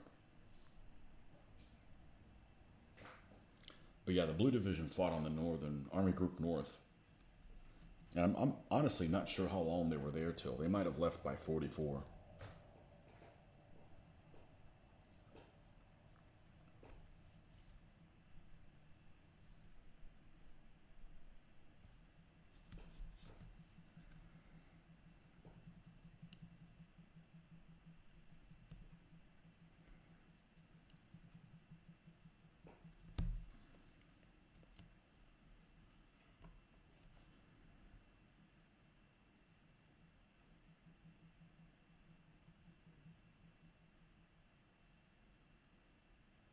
The Flames of War actually makes a list for the Spanish Blue Division, I think, which is kind of weird, I think. But you could have that Slovakian motorized division, and there's other groups that are a lot smaller. I don't think they had any tanks. I could be wrong. They may have. It was an infantry division, so they wouldn't have had any motorized elements other than some Stugs for.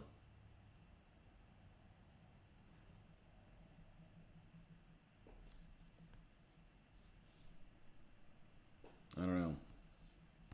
We'll see what kind of bullshit weapons I get in that scenario. But that's what it is. And it's another snow map. This is like defending the breakout from Leningrad.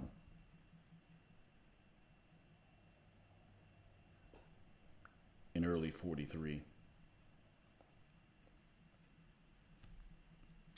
Never played Spanish Blue Division in anything.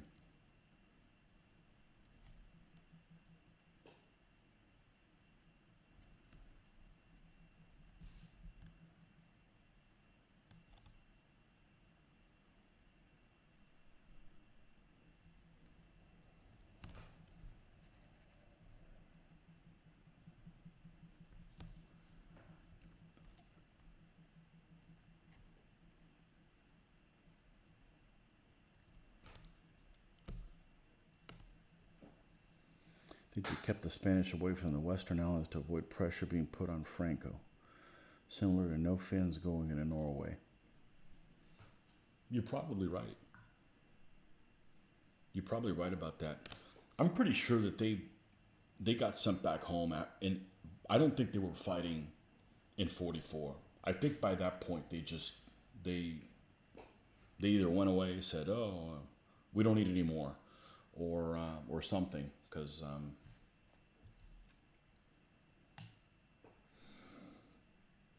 yeah. You say whatever you want about Franco. He played his cards right.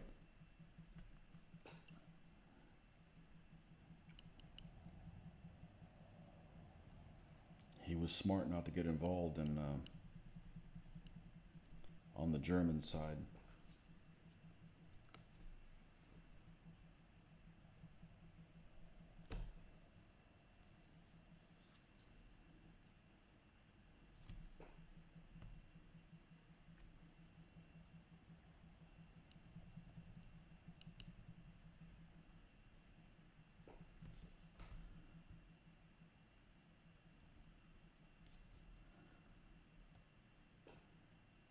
not a whole lot of detail on this thing.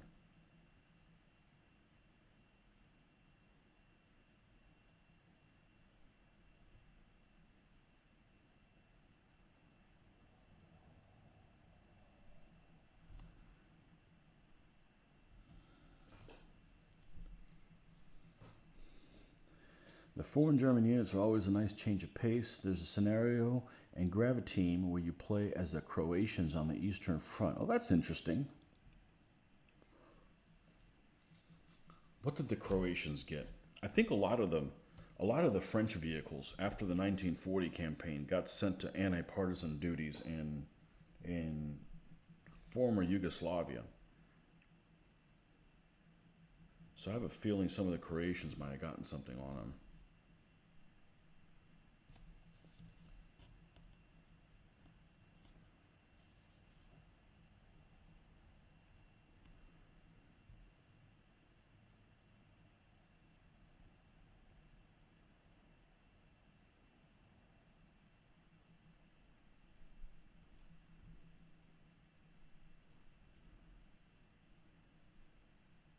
One thing that surprised me, I was reading this book, and I don't know if it's accurate or not, but in Barbarossa, the Romanians were involved in the siege of Odessa for a long time. Odessa held out for a long time, and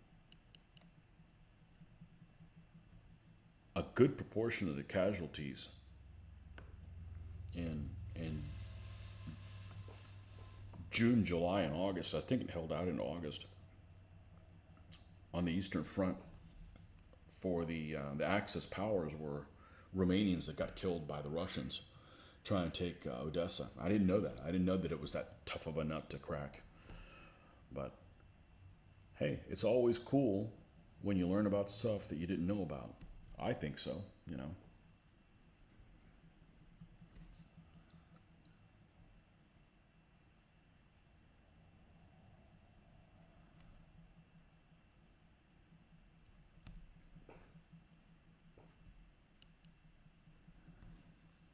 And who was it that ended up getting the Panzer 38s, the 35s after the fact? The Romanians or the Hungarians still used them. Maybe both. Which, it's just such a strange vehicle with that big bulbous recuperator on the top of the 37 millimeter gun.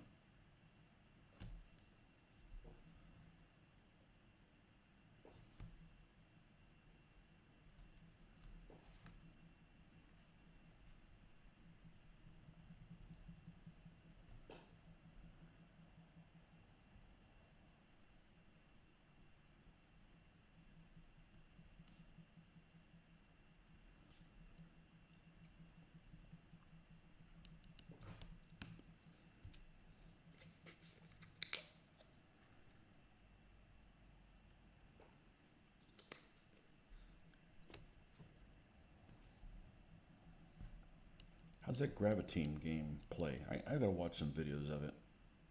I do like this Gates of Hell because I can go in and play, take control of one thing. You know, I get to see the nuts and bolts of it. It's kind of like, you know, my close combat zoomed in one more level.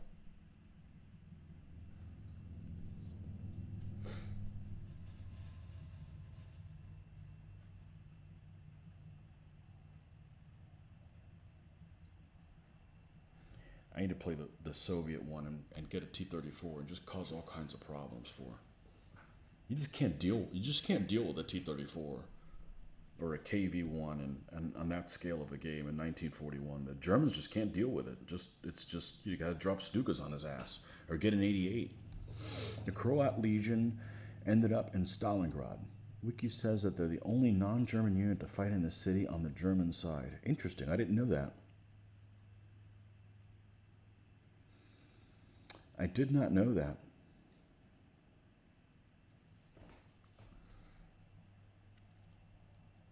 I'm not a Stalingrad aficionado, but I watched a video on it recently, and I did not realize how much of the city the Germans actually captured.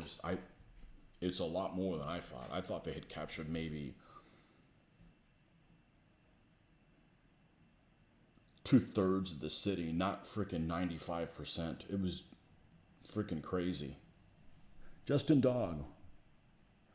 You ever going to build a 1/35 scale King Tiger tank? I am not building a 1/35 scale anything anymore. I have.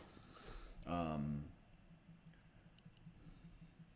should make sure I get the dates right. 30 years ago.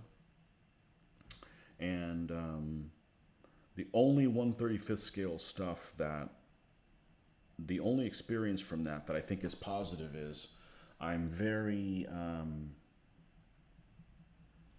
conscious of doing things like using the right turret numbers and then numbering of the things and license plate numbers and shit like that. What units are, but no, I'm not playing a 1/35 scale stuff. I don't build models to just have them sit there and not do anything with it. 8K paints versus Warhammer paints.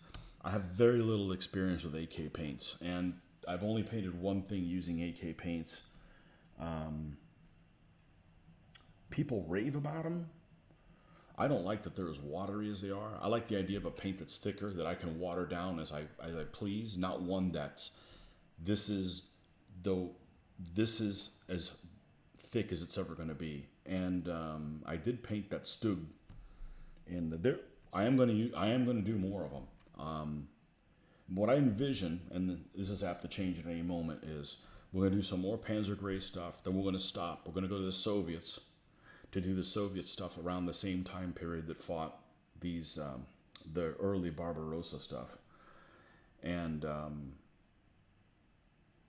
then we will go back and do some of the later German stuff and then the later Russian stuff. That's what I envision.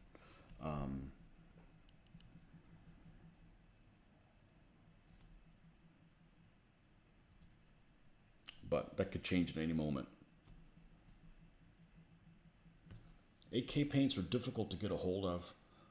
I don't like the fact that I get less paint. They're watered down. And like I can't use them on a wet palette. They're too watery already.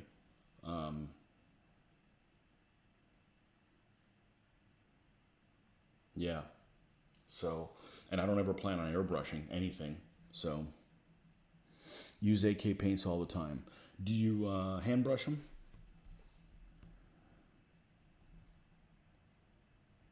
I say they're difficult to get a hold of, but that place in Tampa called Spray Gunner, man, they shipped me that German camouflage set. I got it in like 3 days, and the shipping was like less than $4. So I'm definitely going to buy from them again if I need 8K paints. But I'm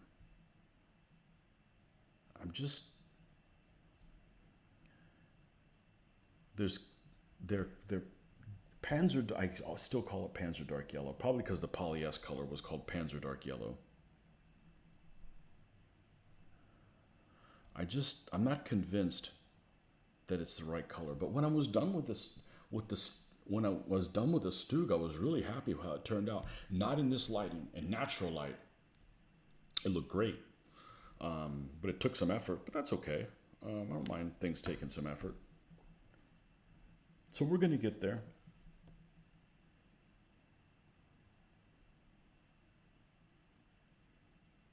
I don't know if there's any paints right now that I'm using that I'm like, I'm never buying these things again. I don't think anything has been.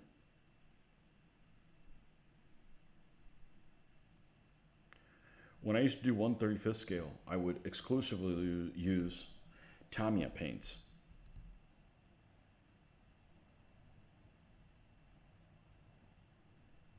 And there's nowhere around here to get them. I don't think I'd go back to them because they leave brush marks and stuff like that.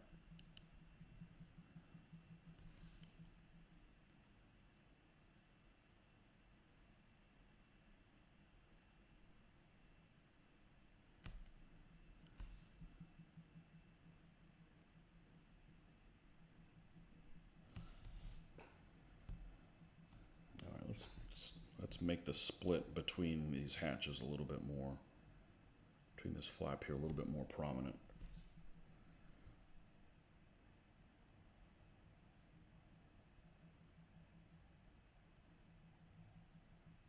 The thing that drives me crazy about AK is that there's AK, then there's MiG. One's MiG, one's not AK. Some of them, it's just like, I can't keep it straight. I mean, I know that they're either the same company or one's a subdivision of the other one, and sometimes they're enamel, sometimes they're not. Sometimes they're formulated for airbrushes. I just can't keep it straight. And they're relatively new. I only have these 6 bottles here. You know, which, other than being watery, but I was able to do it, made in Spain. It's funny because they're made in,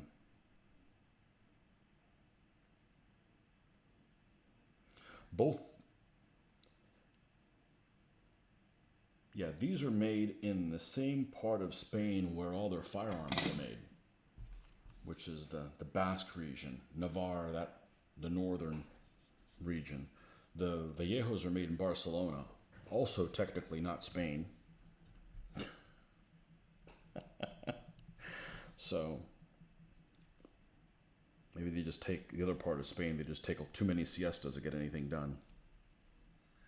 Hobby Shop by Me is a huge AK dealer, hand paint and aerosol. I've thought about starting up the old airbrush just to get the black color down on the primer, but more than that, not really anything. I'm not gonna airbrush. I've seen people do airbrush stuff, and it looks better than the real vehicle. There's just not enough contrast in it to match the figures. They don't look how I want them to look like for my painting style. That's not me poo-pooing, that's not what I want. And I really don't want to use an airbrush because I didn't have to spend like $500. But I don't want to get a shitty one that doesn't do it. And I can't do this while I'm airbrushing. I have to go in the garage and it's noisy, and I got to do most of this stuff and keep the situation kind of quiet. So it's not for me. I've used an airbrush before. When I used to work at a hobby store, there was one we could use, and just not a fan of that cleanup, of doing the cleanup.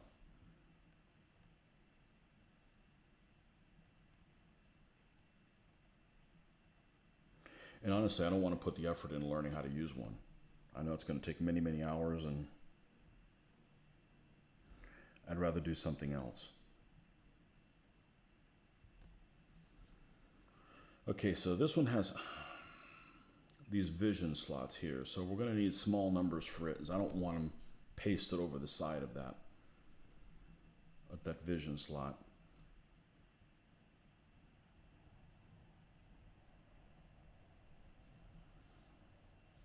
Periscope. No, they're not really the flaps. They're not really a periscope.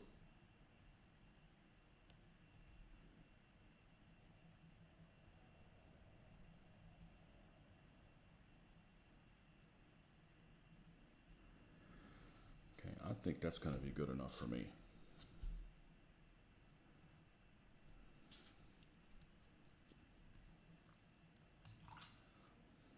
Vallejos are kind of, I don't like that they reformulated a lot of their colors.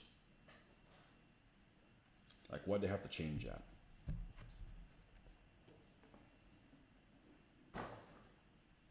But they're kind of the standard that Vallejo makes good Waffen SS paint set. Yeah, I haven't painted them yet. I don't know if I'll get around to them. I got to do figures at some point, but I don't need figures to paint, to play.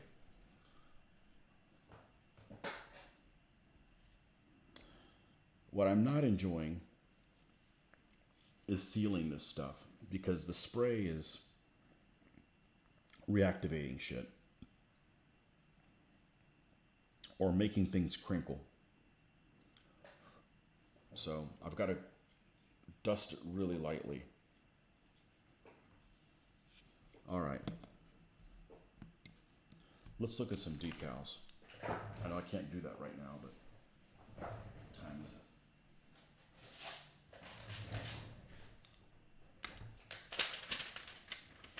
Let's see what we got here.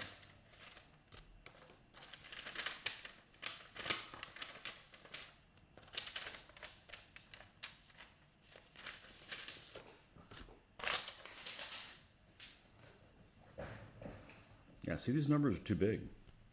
They're way too big for this. Is like late war shit. These are okay. These are okay.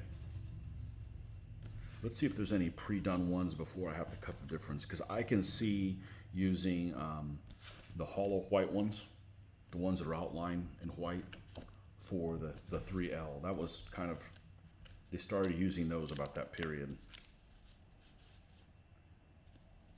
Yeah, like this 555. Okay, these are the ones that come with a J.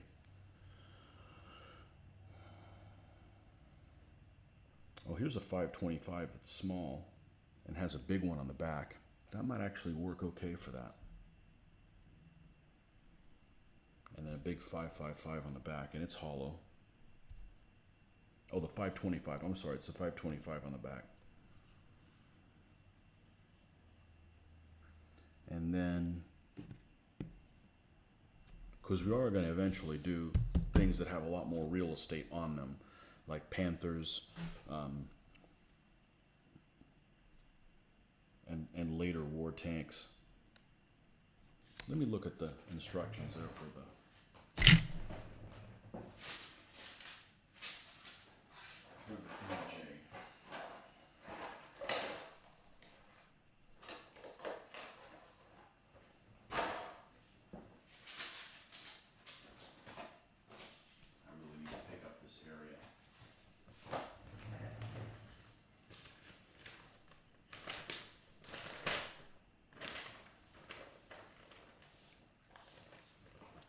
See what this 525 is.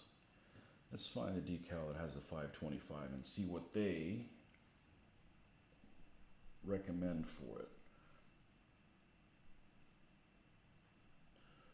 525, 24th Panzer Division, and it's a short J on the Eastern Front. Well, I'm not going to put 24th Panzer Division stuff on it because I don't want to have to commit to using this specifically for the drive to Stalingrad. But that's what I'm going to do. I'm going to use the 525 for the J. Okay, cool. That's decided. That's nice. And where do they recommend putting the cross? There on the side of the hull. Okay.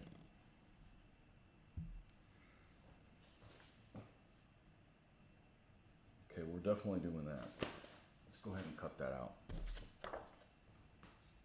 Get this stuff out of the way. It's this one.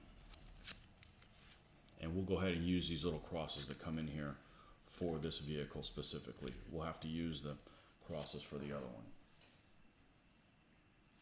All right. That's what I needed to get. X-Acto blades. Shit. I didn't pick them up yesterday. I should be able to cut this evenly enough. We're going to, of course, gloss coat these areas where they go, but I kind of want to determine what's going to go where before I do that.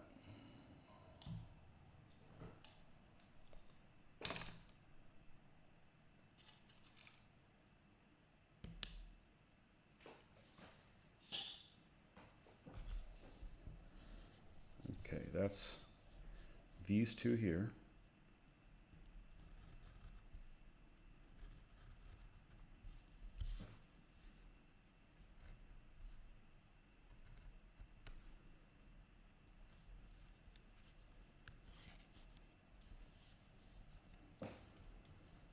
With the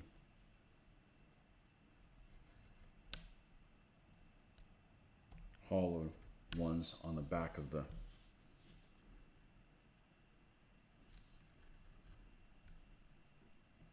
turret thing.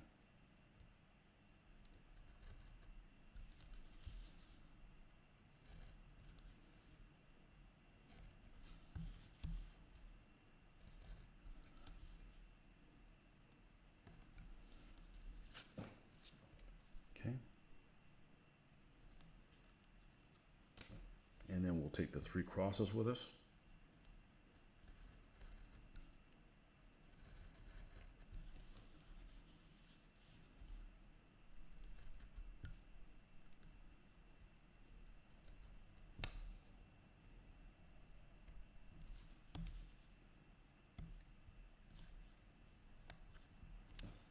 Okay, that's one vehicle.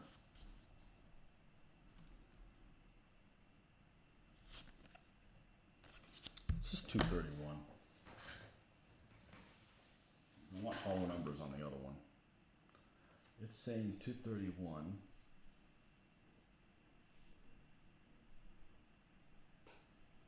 Viking SS, September 42. Yeah, it has it going over the periscope here, but we'd be putting these on an L. Yeah. So let's take a look at this turret and see how the 231 would fit on there. I think it would be okay. Let's cut them out because I don't want to make up the numbers unless I have to.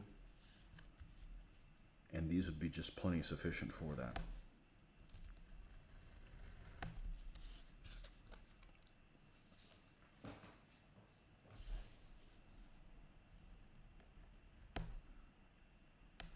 And I'd like to use hollow crosses on this one. It started to become a little, just for variety, not have the black in the center. Although my preference is to have the black in them, just to, wrong vehicle. This one. Let's cut one of these out and see how it fits on there. Make sure they're not too large. Where's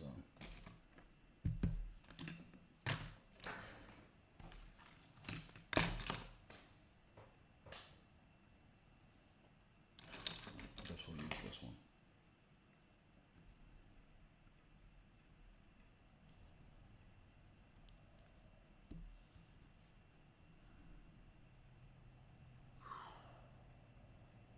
That's a pretty tight fit. Will this fit? Ooh.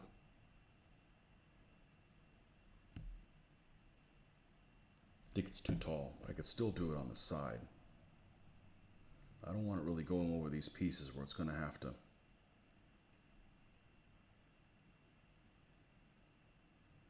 think that could probably work. Trying to look at it at an angle where I could see the. I think this is too tall. It's going to go over the edges. Okay, so this is a possibility.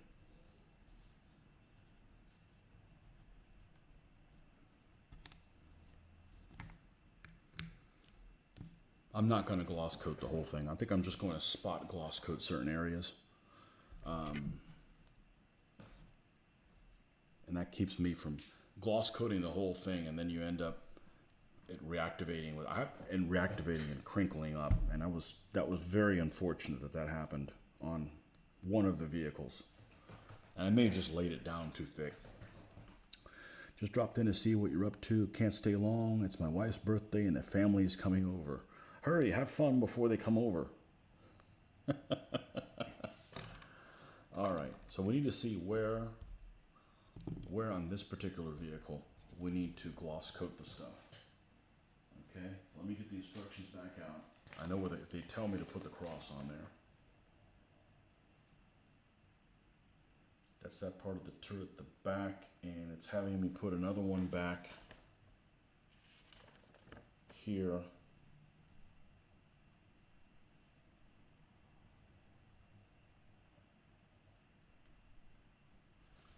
Do they all have one in the back? I think I've put one in the back. I think I'm going to forego putting one back there. And we want to put that in underneath. Well, we'll just paint a bigger area.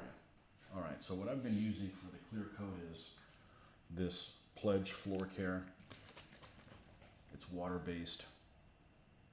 And let's see, can I put it somewhere that I'm not going to topple the whole thing over on myself? And let's use a clean brush for that. It does not need to be very big.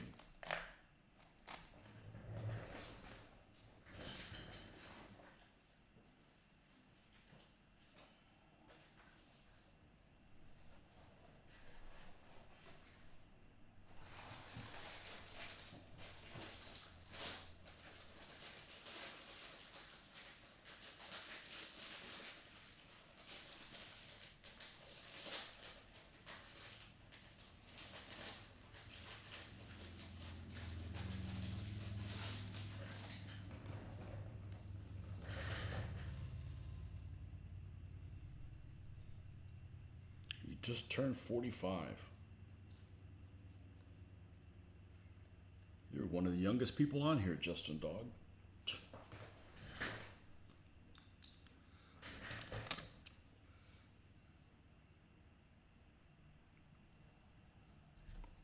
Well, his wife, I'm sure, just turned 21, so.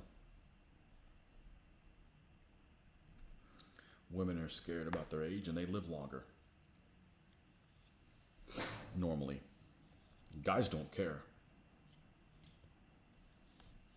All right, let's be very careful with this.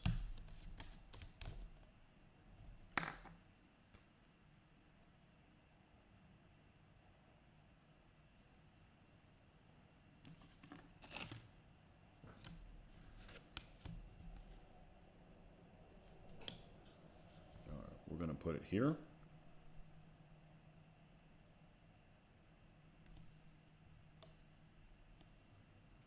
And the back of the turret. Here again.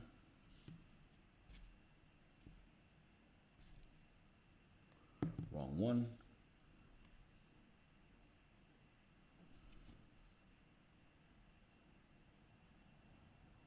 This area right in here. This area right in here. And I'm going to go ahead and paint one back here. Just for good measure. And there. It's just a lot easier than gloss coating the whole damn thing that I'm going to have to flat coat anyways. All right, and that's that one. Now, this one I'm going to do the same thing because we got to let this dry a little bit anyways.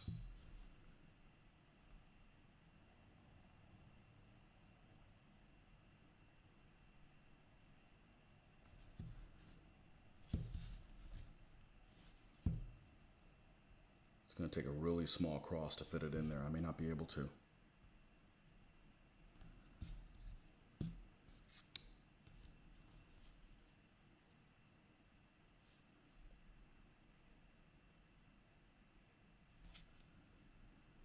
And in here, we're going to cover the entire side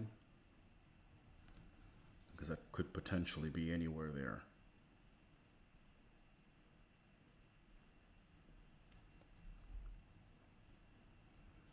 Okay, that's it, right? Yeah, I don't think I need to do it anywhere else.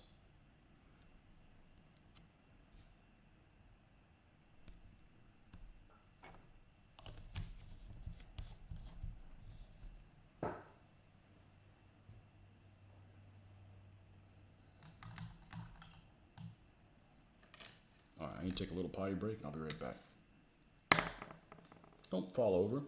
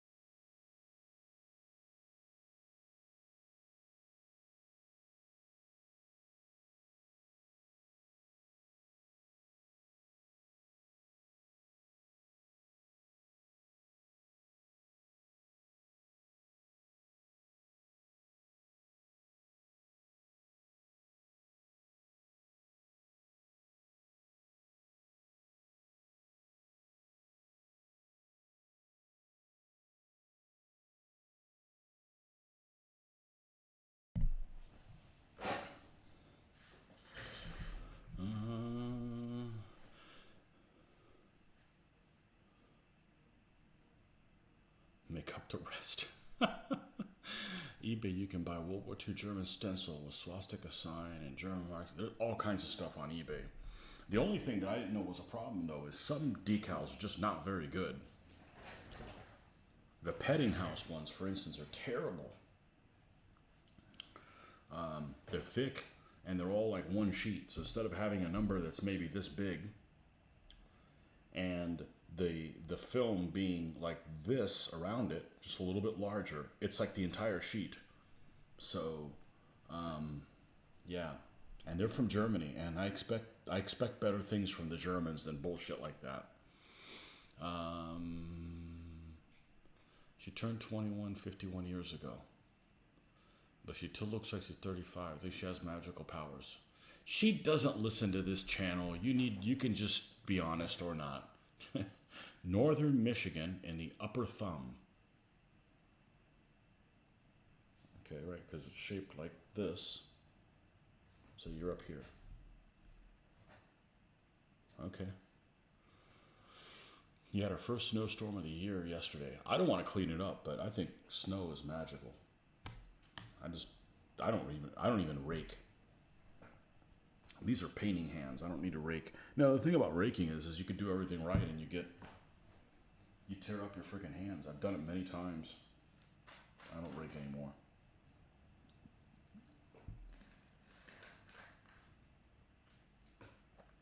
Oh shit. Did I get done with the Panzer II F? The F2?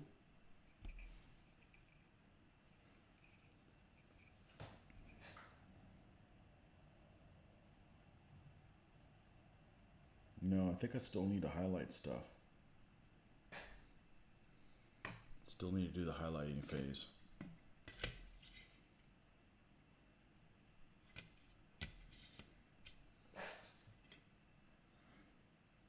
Yeah, the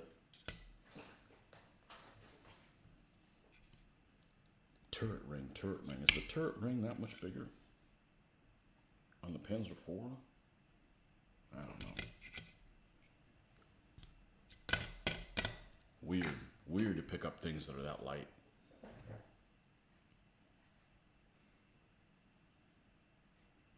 You live in Germany, you do tours North America.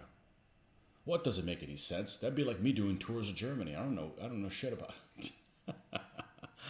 Some of them, Mackinac Bridge.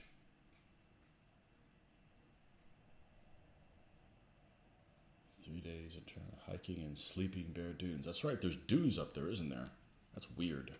Weird to think that there's dunes somewhere that I don't associate there being dunes with. I don't know. Never been to Michigan.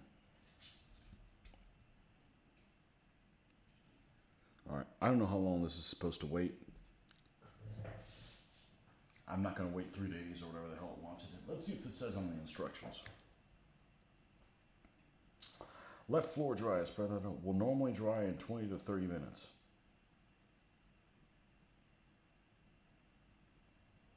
Okay. Has it been 20 minutes? I'm dying to put decals on here.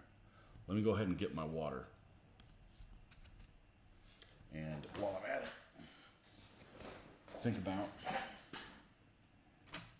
I need to clean some of this stuff up. We got to get these tools the hell out of the way here. There they are.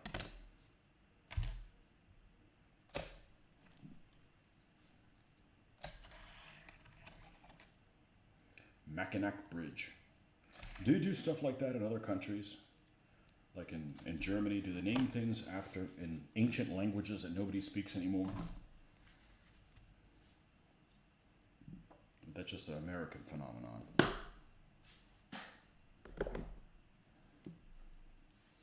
Let's deport a bunch of people and then feel bad about it and then name shit after them and then nobody can pronounce it. Is that just an American thing?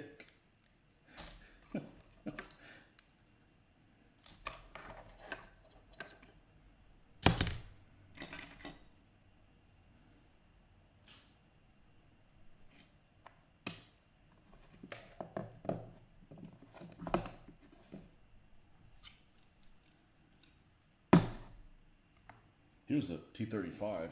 I got these a long time ago. 1/87 scale, and I'm thinking of just painting them up and just using them. I mean, I know they're severely small out of scale, but what else am I going to do with this thing? You know, it's still a big tank. I got one of these, and I got two T28s. Here's one of them. Are they just too small? I should just do something else with them. Made by a company called Premo, or Premo. I got them probably circa 1991, and never did anything with them. Made in Russia.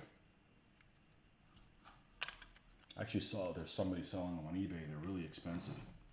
Well, somebody listing them on eBay, and they're listed very expensive. That doesn't necessarily mean they'll go for that amount of money.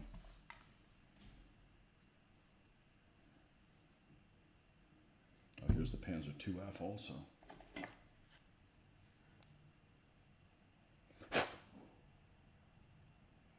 And we did detail it as well. I gotta figure out what decals I'm gonna use for that one. Probably a single number on it. And you guys watched my Panzer II on crack the other night? Overrun 2 Russian guns. Nice. That was fun.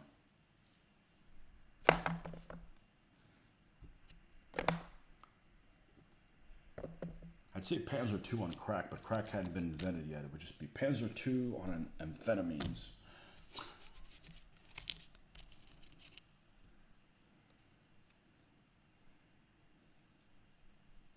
I could have been Polish. My ancestors hadn't moved every time Germany got smaller.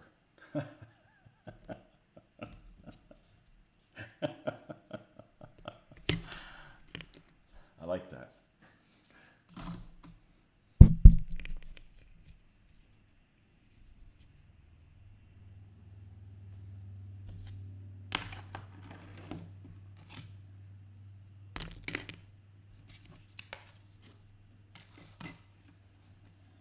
Okay.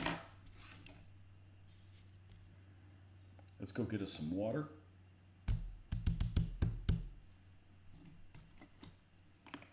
And I'll be right back.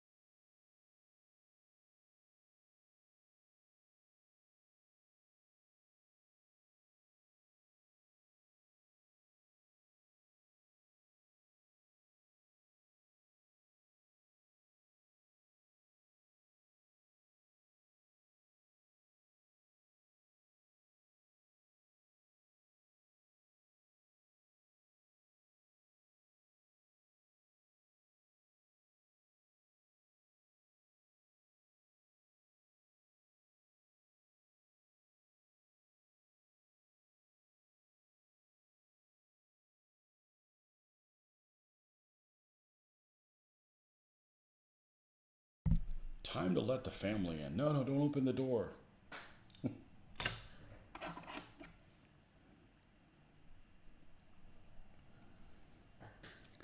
Time to get some Sturm Tigers. Jeez, I don't even have a Jagd Tiger. I'd build a Jagd Tiger before I build a Sturm Tiger. Have to take a dump. Be back. Okay. Don't forget to wipe.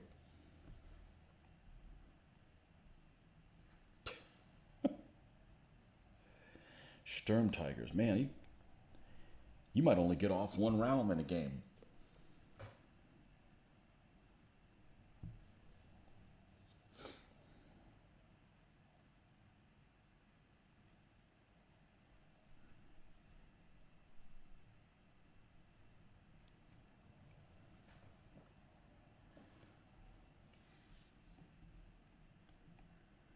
I believe these decals take longer than others to release. I hate the surface tension on this. You have to like tilt it enough to get it to. I guess maybe if I put a drop of dishwashing liquid, wouldn't have to do this. All right. Let's smell some vinegar. Which one is it? Is it this one or is it the other one? It's this one. Blue pill first, then red. Got it.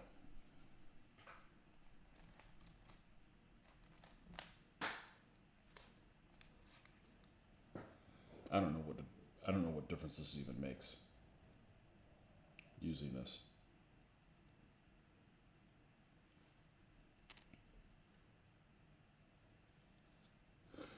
But I have it. So I'm going to use it.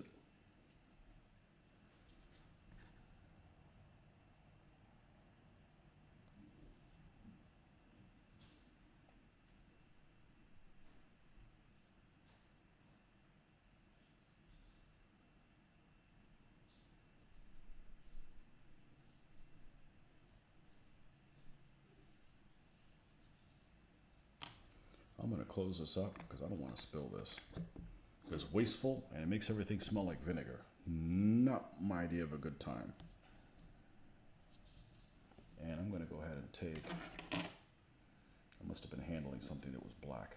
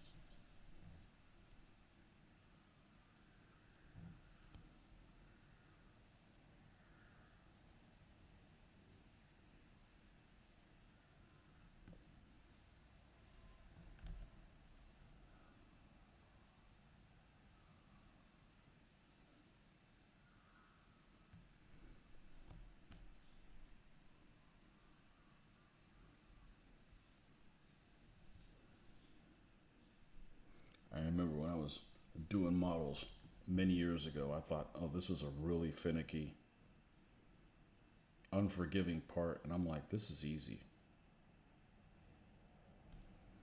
I mean, I can move these things around. Let's get a little piece of fresh paper towel.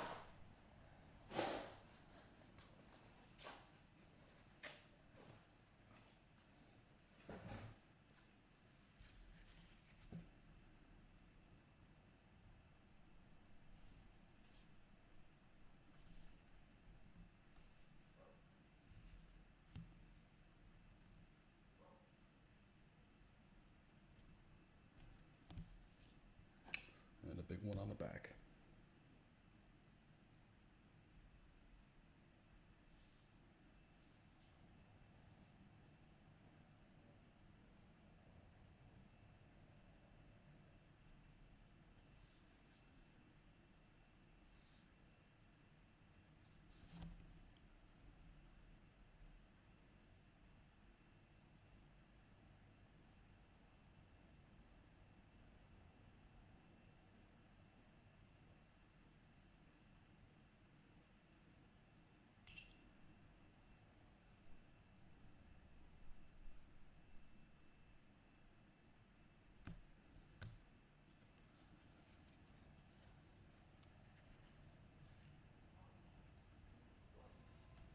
Yeah, it likes to shift on you sometimes.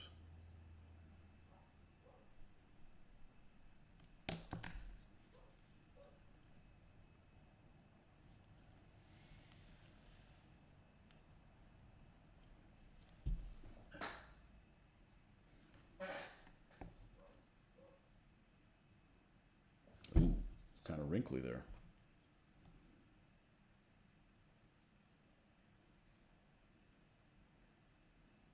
We'll add the microsol afterwards.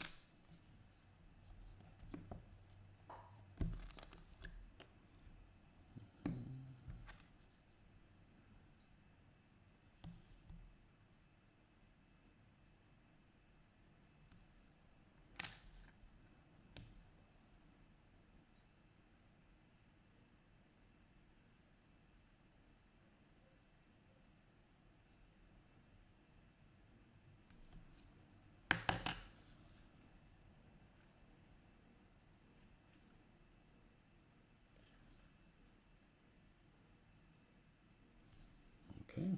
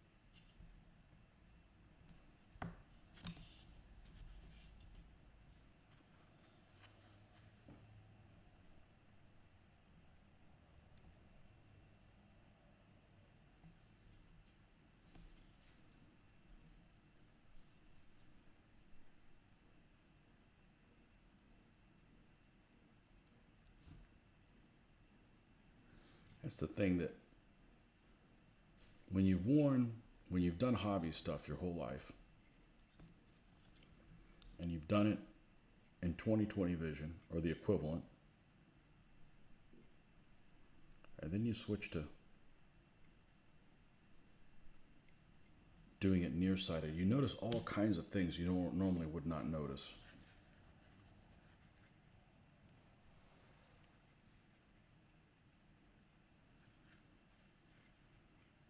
And sometimes it's good, and sometimes it's not so good.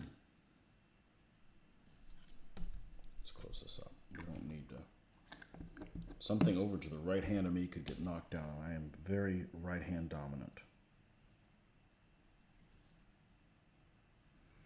Okay, that one is ahead of that little split. So if we do it equivalently, it would be here.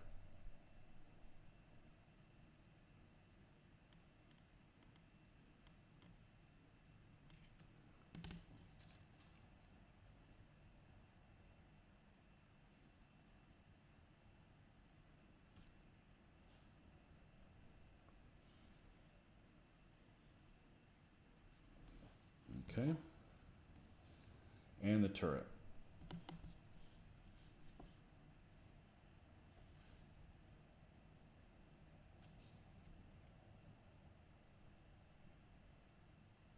Actually, I'm going to move this over a little bit because there's that much meat on that side of the 5 and there's less meat on that side. So let's move that. So this stuff is actually really forgiving. I just should be able just to activate this again and scooch it over just a little bit.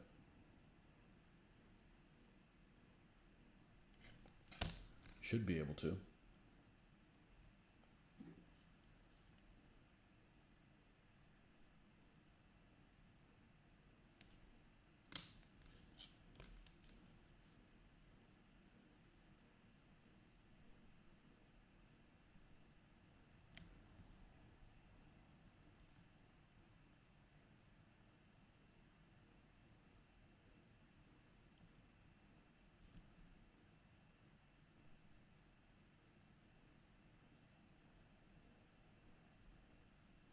That's the spot where it needs to be. Wow, wasn't expecting it to move on me like that.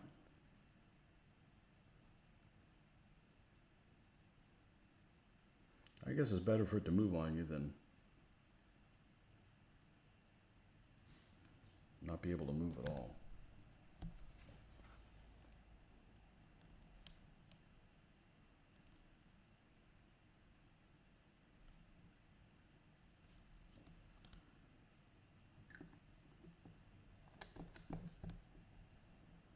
Okay. Now, let's take a look at this guy. And these were the decals that we weren't sure about. So we could end up wasting them if I'm not careful. Let's check the height again.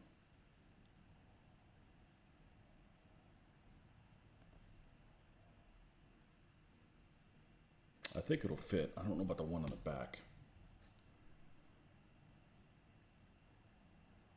we're gonna give it a shot.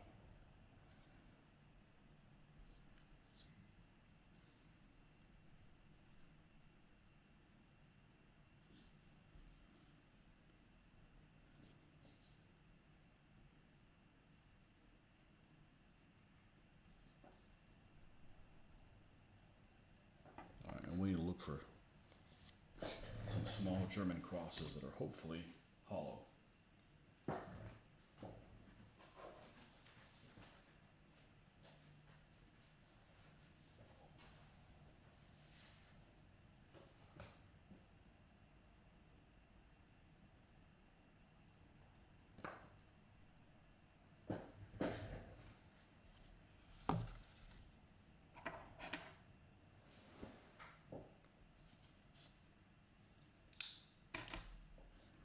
Now, if these are too big, this is all I got, so.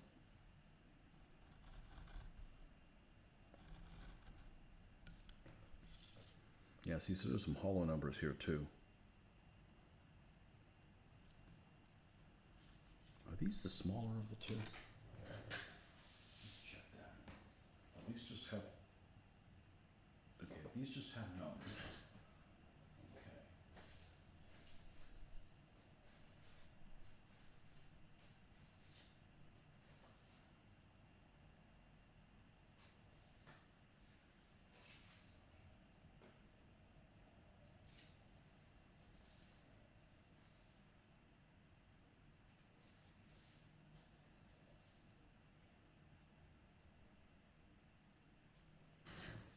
Yeah.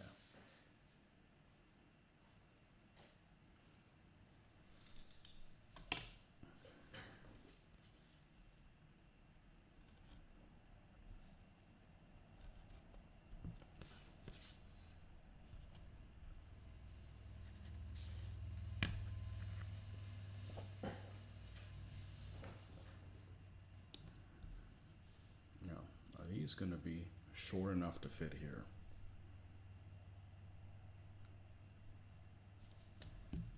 Let me cut it right on the edge.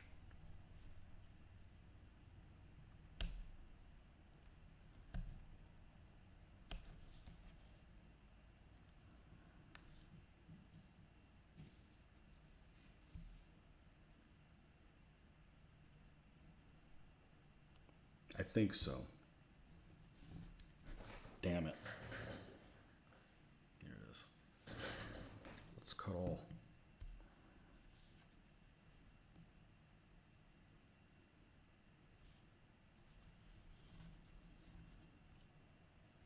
Wish I had a sharper X-Acto knife.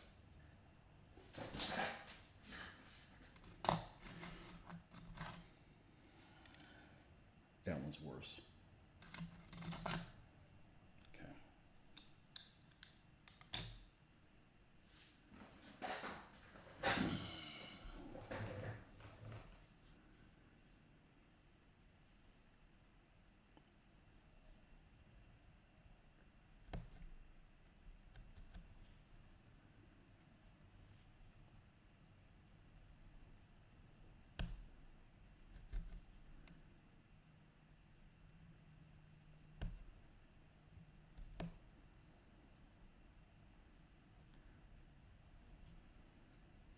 Okay, and this one on the back, I think we're okay leaving it regular sized. We're going to cut all the way to the edge of this.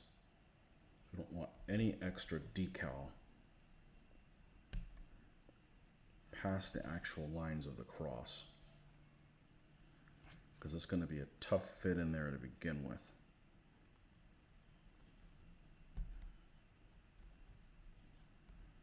Come on, don't fuck me.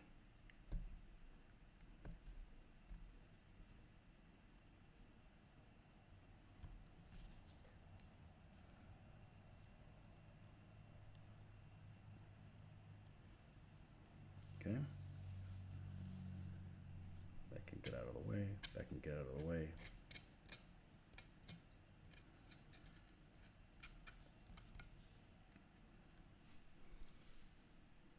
We'll leave the big one for last, and we'll move it all the way over there. Okay, that's the one that'll go on the rear. These just go on the sides.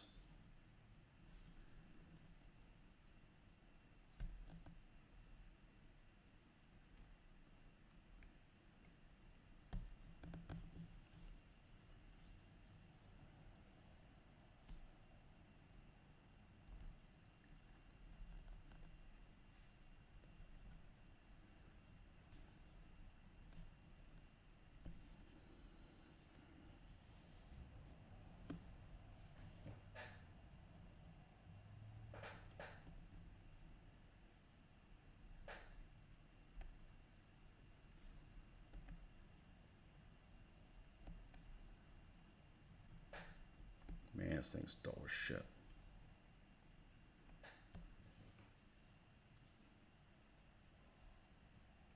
Come on. There we go. All right. Numbers have been sitting in there a while. We're going to do the numbers first.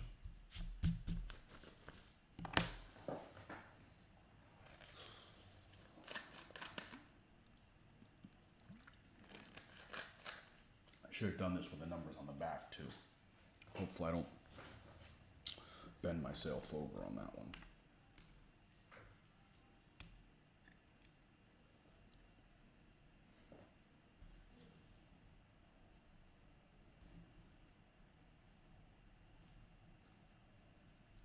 Okay, let's close this for now.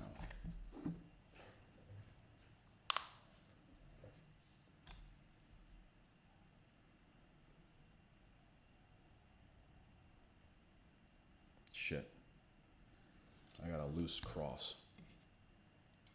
No, not that one. Put that away. That one's done.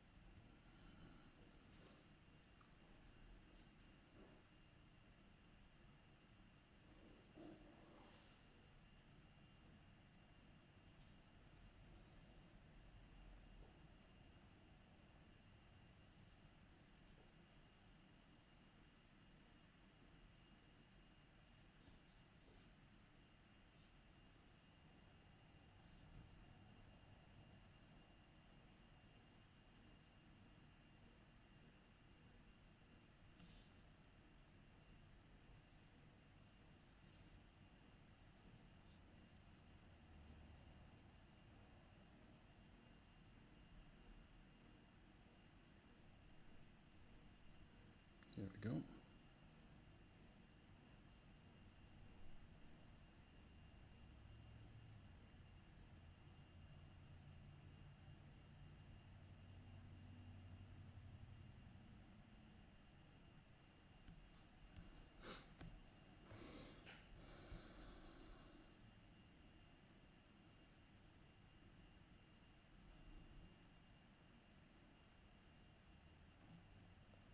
Probably should get a plastic set of these.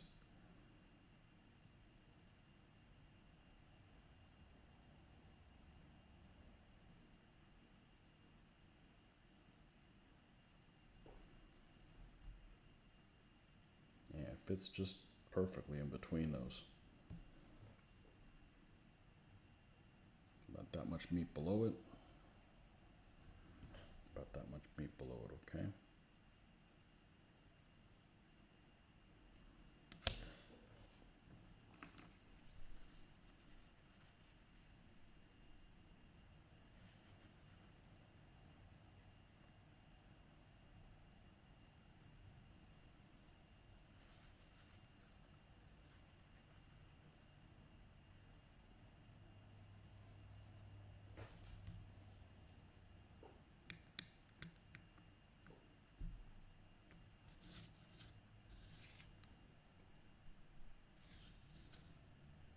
looks pretty good.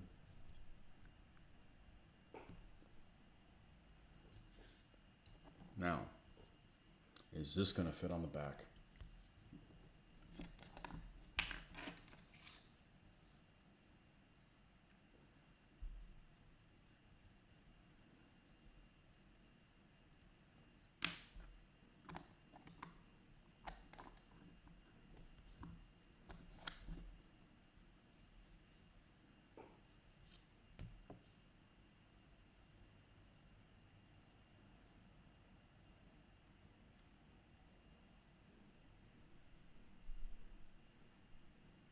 This would have driven me crazy as a kid.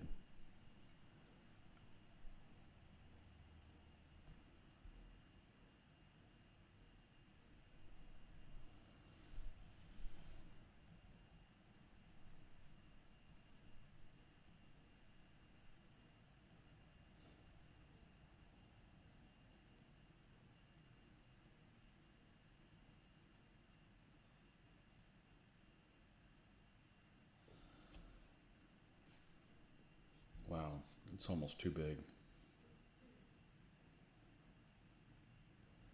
I can make a smaller one, but it's 3 separate numbers. Let's pull this down a little bit.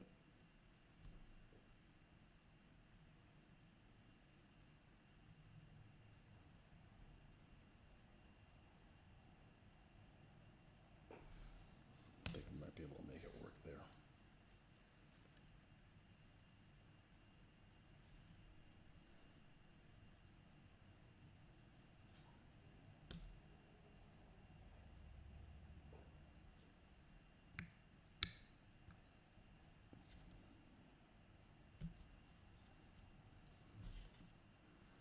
Okay, one of these has a shorter side on it, so we want to put that towards the bottom.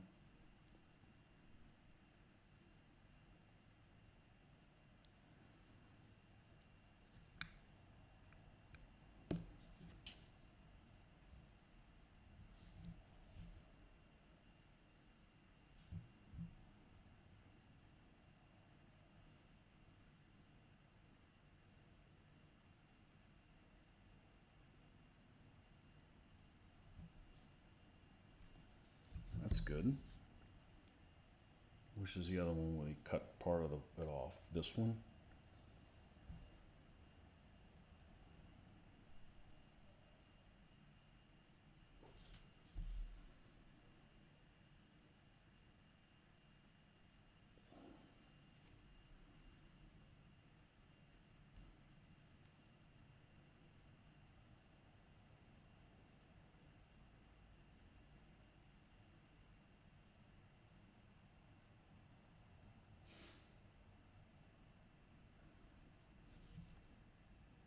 Okay. Yeah, we moved that one over a little bit for the spare tire, the spare wheel. And then back here,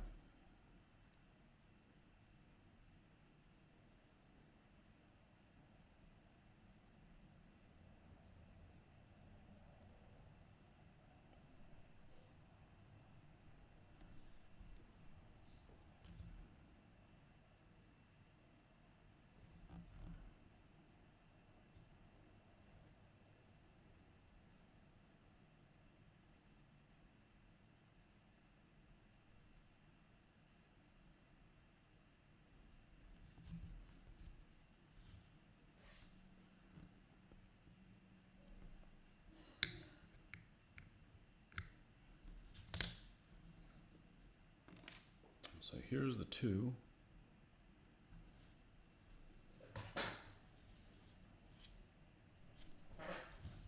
It's kind of big, but it is from the Panzer III set, so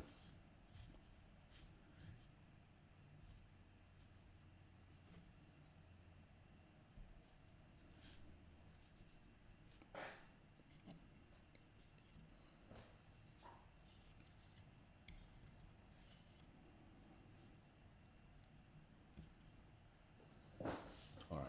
As I like to say, let me stand up and take a look at it at a distance, because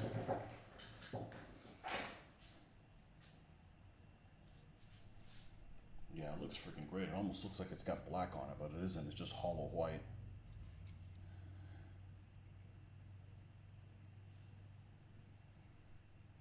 Yeah, excellent.